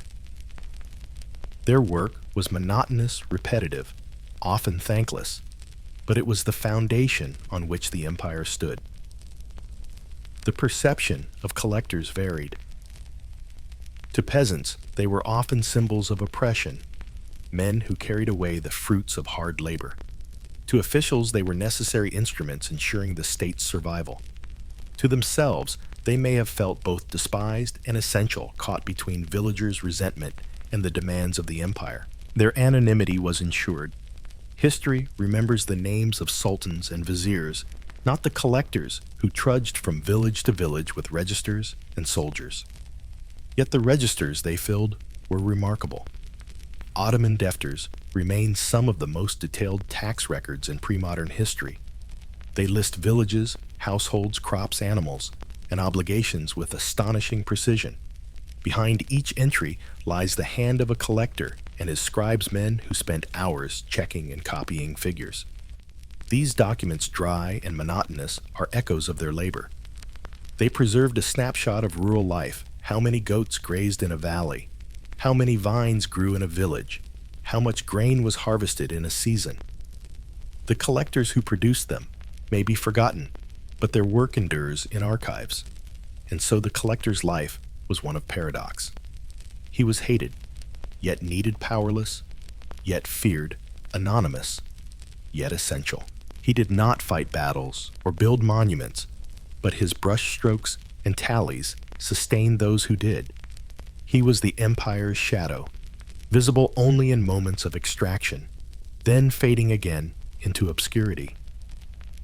Still, one must wonder, did the tax collectors of the Ottoman countryside see themselves as servants of empire, or as intruders in villages that were never truly theirs? Did they believe their work would be remembered? Or did they know even then that their names would vanish, leaving only the ink of their registers Behind Section 2 ledgers and resentment, the Ottoman Empire was celebrated for its strength, its sultans ruling with confidence from the palace in Istanbul. But behind the grandeur lay an empire that relied constantly on balance. Armies could only march if paid fortresses could only be maintained, if supplied cities could only thrive, if food arrived in abundance. That balance was managed not by generals or viziers alone, but by the collectors who traversed the countryside ledger in hand, ensuring that grain, livestock, and coin flowed steadily into the state's coffers. By the 16th century, the empire had refined its tax system into a complex web. At its heart lay the Timar system, in which cavalrymen known as sipahis were granted rights to collect taxes from particular villages in exchange for military service. These men were not mere soldiers. They were also tax agents, responsible for converting peasant labor into both revenue and sustenance for their own upkeep. Alongside them worked scribes and minor officials who kept registers and checked that obligations were met. In some provinces, particularly wealthier ones, the state also employed tax farmers, men who paid a lump sum to the treasury for the right to collect taxes in a region, hoping to profit by extracting more than they paid. Each of these arrangements placed collectors directly in contact with peasants, binding the lives of rural communities to the empire's survival. The process of collection was deliberate. A collector might arrive in a village with a scribe carrying the official Tahrir Defteri, the tax register compiled by imperial surveyors. This book listed the village's households, its fields, vineyards, and flocks, and the obligations each owed. Standing in the village square or outside its mosque, the collector summoned the headman and elders. Names were called, amounts assessed. Grain was measured in sacks, livestock counted one by one, orchards surveyed. Peasants pleaded for leniency if floods had destroyed their crops or if raids had carried away their animals. The collector listened sometimes, relenting, sometimes unmoved. His duty was to balance compassion with the empire's demand for revenue. The atmosphere of these encounters was tense. For peasants, the collector embodied both the authority of the sultan and the intrusion of the state. His arrival meant loss, the removal of part of their harvest, the departure of animals they had raised, or the handing over of hard-earned coins. Families might gather anxiously, hoping their names would not be called too soon. For the collector, the tension was equally heavy. He knew that peasants resented him, that any mistake might provoke hostility. He relied on soldiers for protection, yet he also knew that pressing too hard could drive villagers to flee, reducing the long-term revenue. His role demanded calculation, not only of numbers, but of human endurance. Corruption haunted the process. Collectors, often poorly paid, were tempted to enrich themselves. A scribe might inflate the numbers recorded in the ledger, pocketing the difference between what was taken and what was reported. A sipahi might demand extra payments under threat of punishment. Villagers, in turn, sometimes bribed collectors to reduce their assessments or overlook missing livestock. These negotiations were rarely recorded, yet they shaped the lived reality of taxation. For peasants, the difference between survival and starvation might hinge on a quiet bribe, a sympathetic scribe, or an unusually lenient collector. Yet corruption carried risks. Auditors from the provincial capital or from Istanbul occasionally inspected registers.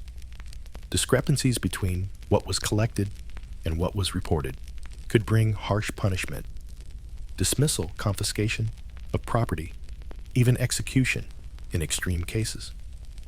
Collectors lived in constant tension, balancing personal survival with imperial scrutiny. Their ledgers were both shield and threat, protecting them when figures matched, condemning them when they did not.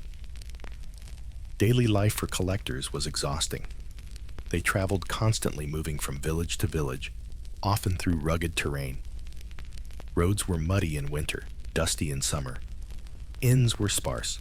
Many nights were spent in peasant homes, where hospitality was offered reluctantly, the host knowing the guest was also the taker of their goods. Meals were plain bread, cheese, olives, sometimes meat, if the villagers provided it.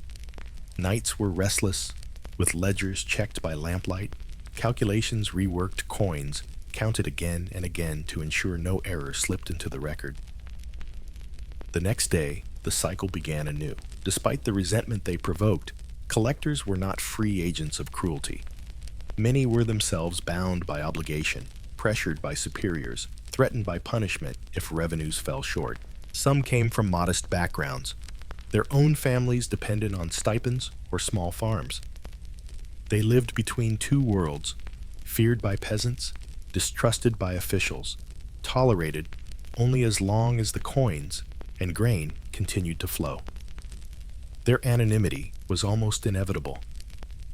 History had no space for their names, only for the tallies they produced. The impact of their work rippled outward. A properly collected harvest ensured that granaries in Istanbul brimmed with wheat, that soldiers on campaign marched with full rations, that city dwellers found bread in the markets. When taxes faltered, whether through poor harvests, corruption, or rebellion, the effects were immediate. Soldiers went unpaid, markets faced shortages, unrest brewed. In this sense, the collector's brushstrokes and tallies were as crucial to imperial power as the sword of a janissary or the decree of a sultan. But what did the collectors themselves think? Did they take pride in their role as conduits of empire, believing they sustained the grandeur of Istanbul with their ledgers? Or did they see themselves only as weary functionaries trudging through mud, facing villagers' resentment, fearing auditors' scrutiny? Did they imagine their ledgers would be preserved in archives for centuries, or did they think only of balancing the day's accounts, ensuring their own survival? The silence of history offers no clear answer. The collectors left no memoirs, no monuments. They are remembered only in the registers, in the precise lines of ink that list households, flocks, vineyards, and fields.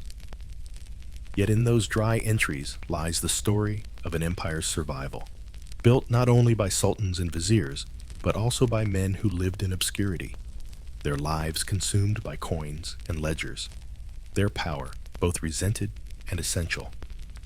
Section 3. The shadow of the ledger. By the 17th century, the Ottoman Empire remained vast, but the cracks in its foundations were beginning to show. Rebellions erupted in distant provinces, inflation strained the treasury, and wars consumed more resources than the state could easily supply. At the heart of all these pressures lay a single fact: the empire could not survive without revenue. Soldiers had to be paid, fortresses supplied roads, repaired cities, provisioned. And so, even as sultans and viziers debated policy in Istanbul, the lifeblood of the state still depended on men trudging through villages, registers in hand, collecting what they could. The tax collector, resented yet indispensable, remained the empire's most persistent presence in the countryside. For peasants, the collector's arrival was a reminder of their vulnerability. A poor harvest meant hunger even before the state demanded its share. When crops failed, families sold animals, tools, or even household goods to meet obligations. Some fled, abandoning villages altogether, retreating into mountains or forests where state authority was weaker. Collectors reported these absences in their ledgers, but numbers alone could not capture the human desperation behind them. Villages marked as deserted in tax registers represented not just lost revenue, but families broken by the relentless weight of obligation.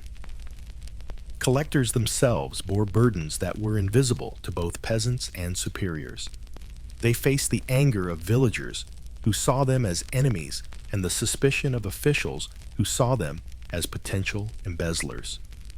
Their survival depended on walking a narrow line, harsh enough to meet quotas, lenient enough to prevent open revolt, cautious enough to avoid accusations of corruption. It was a precarious existence, lived in constant negotiation with forces far larger than themselves. Corruption, though dangerous, became almost inevitable. The state often paid collectors poorly, leaving them to supplement their incomes from the process itself. A bribe might persuade a collector to record fewer animals than were actually owned, or to overlook part of a harvest. Entire communities sometimes pooled resources to placate a collector, ensuring that his report was more favorable than reality. While such practices undermined imperial control, they also made life more bearable for villages. In this sense, corruption was both a flaw and a coping mechanism, a hidden system of survival for all involved. The empire responded with periodic crackdowns. Auditors scoured records comparing figures across provinces, seeking evidence of fraud. When discrepancies were found, collectors might be dismissed, fined, or punished severely. Some were executed as examples, their deaths a warning that the Sultan's authority was not to be taken lightly. Yet despite these measures, the cycle of corruption and enforcement repeated endlessly. The bureaucracy was too vast, the territory too large, the dependence on collectors too deep. The system endured not because it was perfect, but because it was resilient, adapting to imperfections without collapsing entirely. The legacy of the collectors can still be seen in the Ottoman defters, the tax registers preserved in archives. These volumes, filled with neat lines of script, recorded entire provinces in astonishing detail. A single register might list every household in a district, the number of adult males, the crops grown, the flocks tended, the taxes owed. They are dry documents filled with numbers and names, but behind them lie the lives of millions peasants laboring in fields, collectors tallying their yields, scribes copying the figures. Each page is a fossil of human toil, an echo of transactions that once sustained an empire. Collectors themselves left almost no personal traces. Unlike soldiers, they did not win glory in battle. Unlike architects, they did not raise monuments. Unlike poets, they did not write verses to outlast them. Their lives were consumed by ledgers, by the endless task of transforming labor into revenue. Their anonymity was complete. If their names appear in records, it is usually in accusations of fraud or lists of officials dismissed. Their work sustained an empire, but their memory was expendable. And yet, one cannot dismiss their significance. Without them, armies would not march. Markets would not thrive, cities would not be fed. Their brushstrokes in ledgers, their tallies of sacks and sheep, their endless negotiations with peasants and superiors, these were the foundations of imperial survival. They lived in the shadows of history, but the empire itself was built upon their shadows. In the end, the Ottoman Empire lasted for centuries, outliving countless collectors who trudged through villages, endured resentment, and faded into silence. When the empire finally fell in the early 20th century, its glory was remembered in mosques, palaces, and conquests. But its endurance for so long had depended just as much on the anonymous men who recorded taxes in ink. Their legacy is not celebrated, but it remains embedded in the empire's survival. And so we are left with the same question that haunts so many forgotten figures. Did the collectors themselves know the weight of their role? Did they feel pride in sustaining the empire? Or did they see only the suspicion of their superiors and the anger of villagers? Did they imagine their ledgers would endure in archives for centuries, or did they think only of balancing one more page, surviving one more year? Their silence does not answer. It lingers in the margins of their registers, in the anonymity of their work, in the shadow of the ledger that both sustained and consumed them. Story 8. The Canal Diggers of Imperial China. Section 1. Mudwater and the Empire's Veins. For more than 2,000 years, canals were the lifelines of Chinese civilization. They carried grain from fertile southern provinces to northern capitals, linked rivers and lakes into vast transportation networks, and provided irrigation that fed millions. The most famous of these was the Grand Canal, stretching over 1,000 miles connecting Hangzhou in the south with Beijing in the north. To emperors, canals were veins of empire, ensuring the flow of food taxes and armies. To merchants, they were highways of commerce. But to the men who dug them, repaired them, and labored in the mud canals were neither glory nor symbol. They were daily toil endured in silence. The canal diggers of Imperial China were not volunteers. They were peasants conscripted through the corvée labor system, ordered to leave their fields for months at a time to work on state projects. Some were transported from distant provinces, marching for days before arriving at muddy work sites. Others were local villagers drafted seasonally to maintain nearby canals. All faced the same reality: backbreaking labor in waterlogged soil, with little reward beyond survival. Their names are not remembered.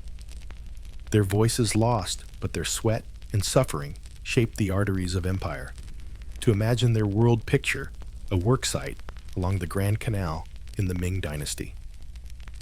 The canal, centuries old, requires constant repair. Embankments sag silt, clogs the channels. Floods wash away dikes. Hundreds of men gather at dawn, summoned by officials, carrying bamboo registers of conscripted laborers. Overseers bark orders. Tools are simple wooden spades, hose baskets woven from reeds, shoulder poles for carrying loads of mud. The men wade into waist-deep water, dredging silt by hand, lifting baskets heavy with wet earth, hauling them to the banks, where others pile them into dikes. The sun beats down in summer, the cold bites in winter, and the mud clings in every season. The rhythm is monotonous. Dig, lift, carry, dump. Day after day, week after week. Meals are sparse bowls of millet or rice when available, sometimes with pickled vegetables or salted fish. Water is drawn from the canal itself, sometimes fouled with silt and waste. Illness spreads easily. Dysentery fever, skin infections from constant immersion in water. Death is not uncommon, but the work continues. Those who collapse are carried away. Replacements are summoned from villages. The empire demands canals, and canals demand bodies.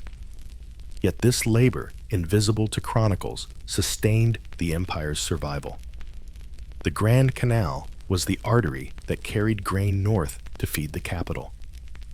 Each year, millions of bushels of rice traveled its waters, transported on barges, pulled by men or animals, guided by locks and sluices. Without this system, Beijing could not survive. Its surrounding lands were too barren to feed the court, the armies, and the city's population. Every mouthful of rice consumed in the northern capital carried with it the sweat of diggers who dredged silt, raised dikes, and kept the canal flowing. The organization of labor was rigid. Officials appointed by the state oversaw projects dividing workers into teams. Registers tracked attendance punishments and forced discipline. Fines or floggings awaited those who lagged, harsher penalties for those who attempted to flee. Soldiers sometimes patrolled work sites to prevent desertion.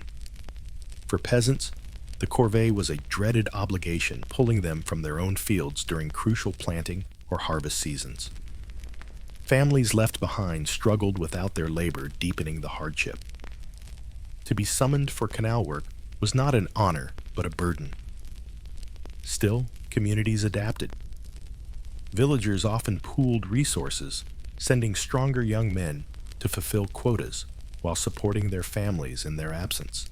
In some cases, wealthier households paid substitutes to serve in their place, sparing their own sons from the mud. For the poor, no such option existed. They went themselves, enduring the work in silence. The diggers' lives were not entirely devoid of small reliefs. At night, when work ceased, they gathered around fires, eating coarse meals, sharing stories, singing songs. Some carved graffiti into wooden beams or stones, leaving brief traces of their presence, names, prayers, laments. Others prayed to local gods for protection, leaving offerings at roadside shrines. These fleeting acts of humanity broke the monotony, but they did not erase the exhaustion. The empire's reliance on canals meant that diggers were always needed. Floods required urgent repairs, droughts demanded new channels, growing populations called for expanded irrigation. Dynasties rose and fell, but the demand for canal labor remained. Han Sui, Tongsong Yuan Mingqing, all relied on canals, and all relied on the anonymous diggers who built and maintained them. Their suffering was continuous, their names forgotten, their work eternal. What did they think as they dug? Did they curse the empire that conscripted them? Or did they accept it as the order of the world? Did they imagine that their labor sustained emperors and cities far beyond their reach? Or did they see only the mud before them, the aching of their backs, the hunger in their bellies? Their silence does not answer. Their voices are lost, but their canals remain winding across China like scars of both endurance and exploitation. And so the canal remind us of the paradox of empire. The grandeur of dynasties was sustained not only by emperors, generals, and scholars, but also by peasants who labored unseen, their lives consumed by mud and monotony. Theirs was not a story of triumph, but of persistence, not of glory, but of survival. Still, one question lingers. Did the diggers themselves know they were shaping history, or did they believe they were only moving mud? One basket at a time, in a life that would vanish into obscurity. Section 2.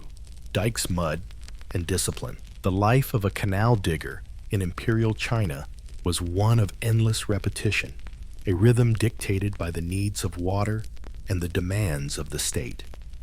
Canals did not remain fixed once built. They silted up their banks, eroded their sluices, clogged.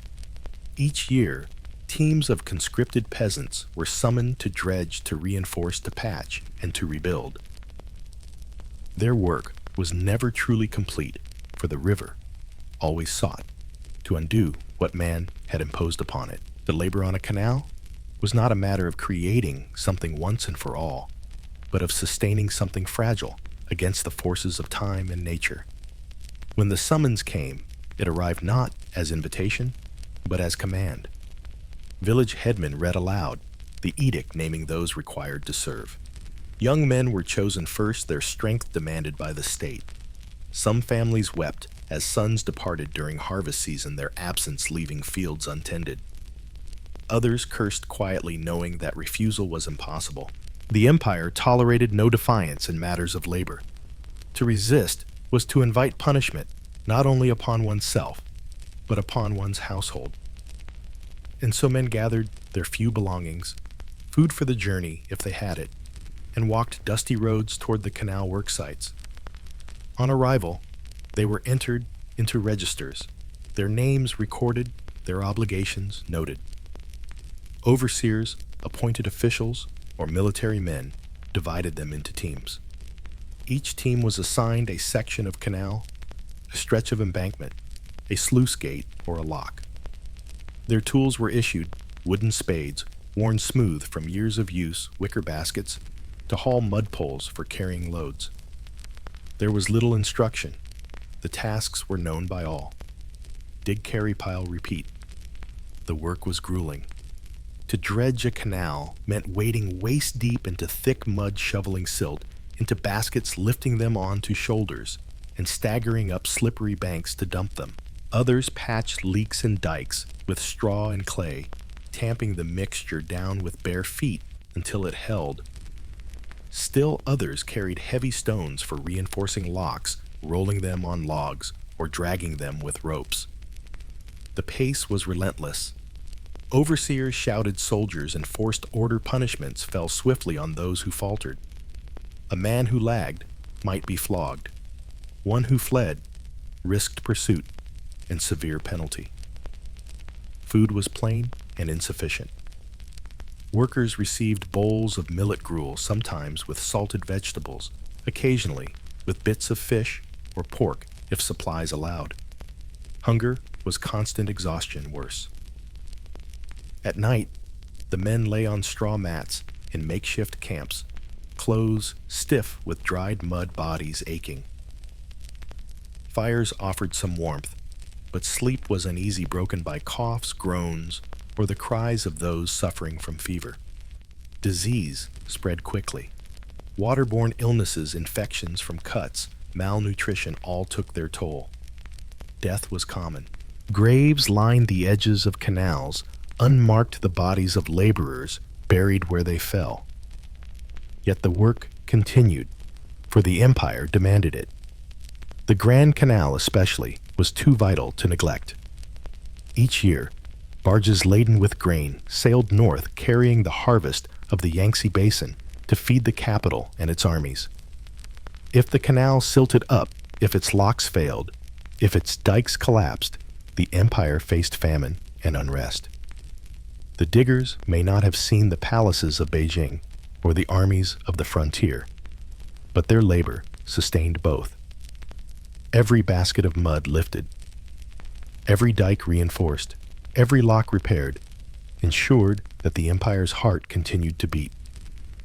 The system was vast and highly organized. Local officials coordinated labor, provincial governors oversaw logistics, and imperial inspectors reported on progress. But at the base of this pyramid stood the diggers' men, whose names were recorded only to track attendance, whose lives were measured only in labor days fulfilled. They were not praised in reports, only counted. Their voices did not reach the court. Their struggles did not fill chronicles. They were indispensable, yet invisible. Corvée labor was deeply resented. Families left without able-bodied men struggled to tend fields. Villages near the canals bore heavier burdens, summoned more frequently than distant communities. Wealthier households often avoided service by paying substitutes or bribing officials. The poor had no such escape. They went themselves enduring the mud and lash. This inequity bred quiet bitterness, though open resistance was rare. The empire's power was too strong, its demands too inescapable. And yet, there were moments of human connection. In the camps, diggers shared stories, sang songs, and whispered prayers. They carved graffiti into stones, scratching names, dates, and crude drawings, a plea to be remembered in a world that forgot them. Some left notes of despair, others of humor. These small traces reveal that behind the monotony of labor were men who longed for recognition, who sought to leave even the faintest mark of themselves. Over time, the canals shaped not only the empire, but the diggers themselves. Entire regions grew accustomed to the rhythm of corvée summons, to the departure of men during certain seasons, to the hardships that followed. Communities learned to adapt, pooling labor, supporting widows, caring for orphans. In this sense, the empire's demands wove themselves into the fabric of village life, becoming as inevitable as the cycles of planting and harvest. The irony was profound. The diggers who endured mud and lash were invisible in chronicles, yet their work was visible across the landscape, etched in water and stone. The Grand Canal, still flowing today, is their monument, not one that names them, but one that embodies their collective endurance. Every stretch of water, every reinforced bank, every lock was the product of anonymous toil. The empire may have forgotten them, but the canals themselves remember. Still, one question lingers as it does. With so many forgotten laborers, did the diggers understand the magnitude of what they built? Did they know that their sweat-sustained cities hundreds of miles away? Or did they see only the mud beneath their feet, the overseer's whip, the hunger in their stomachs? Did they curse the empire that demanded their labor? Or did they accept it as the order of the world? Their silence does not answer, but their canals still flow, carrying echoes of their labor through centuries. Section 3. The Silent Arteries. By the 18th century, the Grand Canal stood as one of the marvels of the pre-modern world. Stretching more than 1,000 miles, it bound together provinces as different as Jiangsu's fertile rice fields and the arid plains around Beijing. Millions depended on its waters, not only for transport, but for life itself. And yet the empire's greatest artery was not built in a moment of triumph. It was sustained year after year by anonymous men who dredged and patched their labor vanishing into mud and silence. The diggers rarely saw the grandeur that their work supported. The rice they made possible filled granaries in Beijing, where officials and soldiers depended on it for survival. Taxes collected in the form of grain moved northward in vast fleets of barges pulled by teams of men and animals along towpaths. In the capital, palaces glittered, markets bustled, temples flourished. None of this was possible without the canal, and the canal was nothing without the men who bent their backs to keep it alive. Yet for the diggers themselves, life was unrelenting hardship. Their reward was not glory, but survival. The organization of canal maintenance was immense. Each year, quotas of laborers were summoned from across provinces. Thousands marched to work sites where overseers divided them into crews. Some dredged mud with baskets, others reinforced dikes with straw and clay, still others rebuilt sluices and locks with timber and stone. Engineers planned, officials inspected, but the brute labor fell on peasants conscripted through corvée. Their names were checked on registers, their days counted as if their lives existed only in units of work. When they completed their service, they returned home, sometimes broken, sometimes sick, sometimes never at all. Illness was constant. Waterborne diseases spread in the camps where sanitation was poor and food insufficient. Skin infections plagued men who worked waist-deep in mud for hours. Malaria lingered in marshy areas, fevers felling laborers by the dozens. Some died on the banks and were buried in unmarked graves. Others returned home weakened, unable to farm effectively, their families suffering as a result. The canal's smooth surface concealed immense human cost, and yet despite the suffering the system endured. Dynasties rose and fell. Sui Tang Song, Yuan, Ming, Qing. But the canals remained. Each dynasty recognized their necessity. Each demanded labor to maintain them. The names of emperors changed, but the faces of diggers did not. They were peasants pressed into service, nameless in records, voiceless in chronicles, their presence erased even as their work sustained the state. Occasionally, fragments of their humanity surface. Graffiti, carved into stones, near locks, prayers scrawled on wooden boards. Brief notes left in hidden corners of work sites. One might read, Zhang of Henan labored here, scratched hastily before exhaustion forced him back to the mud. Another might be a simple prayer for safety or survival. These traces are faint, but they reveal lives behind the monotony men who sought to leave some record of themselves in a system that treated them as numbers. The paradox of their existence is striking. They were both exploited and indispensable, forgotten and enduring. The state valued their labor, but not their lives. Their output, but not their voices. And yet their canals endured, for centuries, long after their names vanished. Even today, stretches of the Grand Canal remain in use, modern barges gliding over water, once dredged by peasants with baskets. Their work outlasted them. Their silence transformed into infrastructure that still serves millions. The canals also shaped culture in subtler ways. Towns grew along their banks. Markets flourished, ideas traveled with goods. Scholars journeyed north and south more easily. Because of them, merchants carried silk, and porcelain pilgrims visited temples. The diggers did not see this directly, but their labor made it possible. The rhythm of Chinese civilization itself flowed along waterways dug by their hands. In times of crisis, their importance became even clearer. Floods on the Yellow River often devastated regions, altering courses, breaking dikes. When this happened, the canal system was thrown into chaos. Emergency summons called thousands of diggers to rebuild banks, divert waters, patch breaches. Their labor determined whether famine would sweep across the empire or whether grain would continue to flow. They were the empire's shock absorbers, absorbing disaster with their bodies holding chaos at bay with mud and baskets. Despite all this, history barely remembers them. Chronicles praise emperors who ordered canal projects, engineers who designed locks, officials who supervised. The diggers, whose sweat made every order possible, are absent.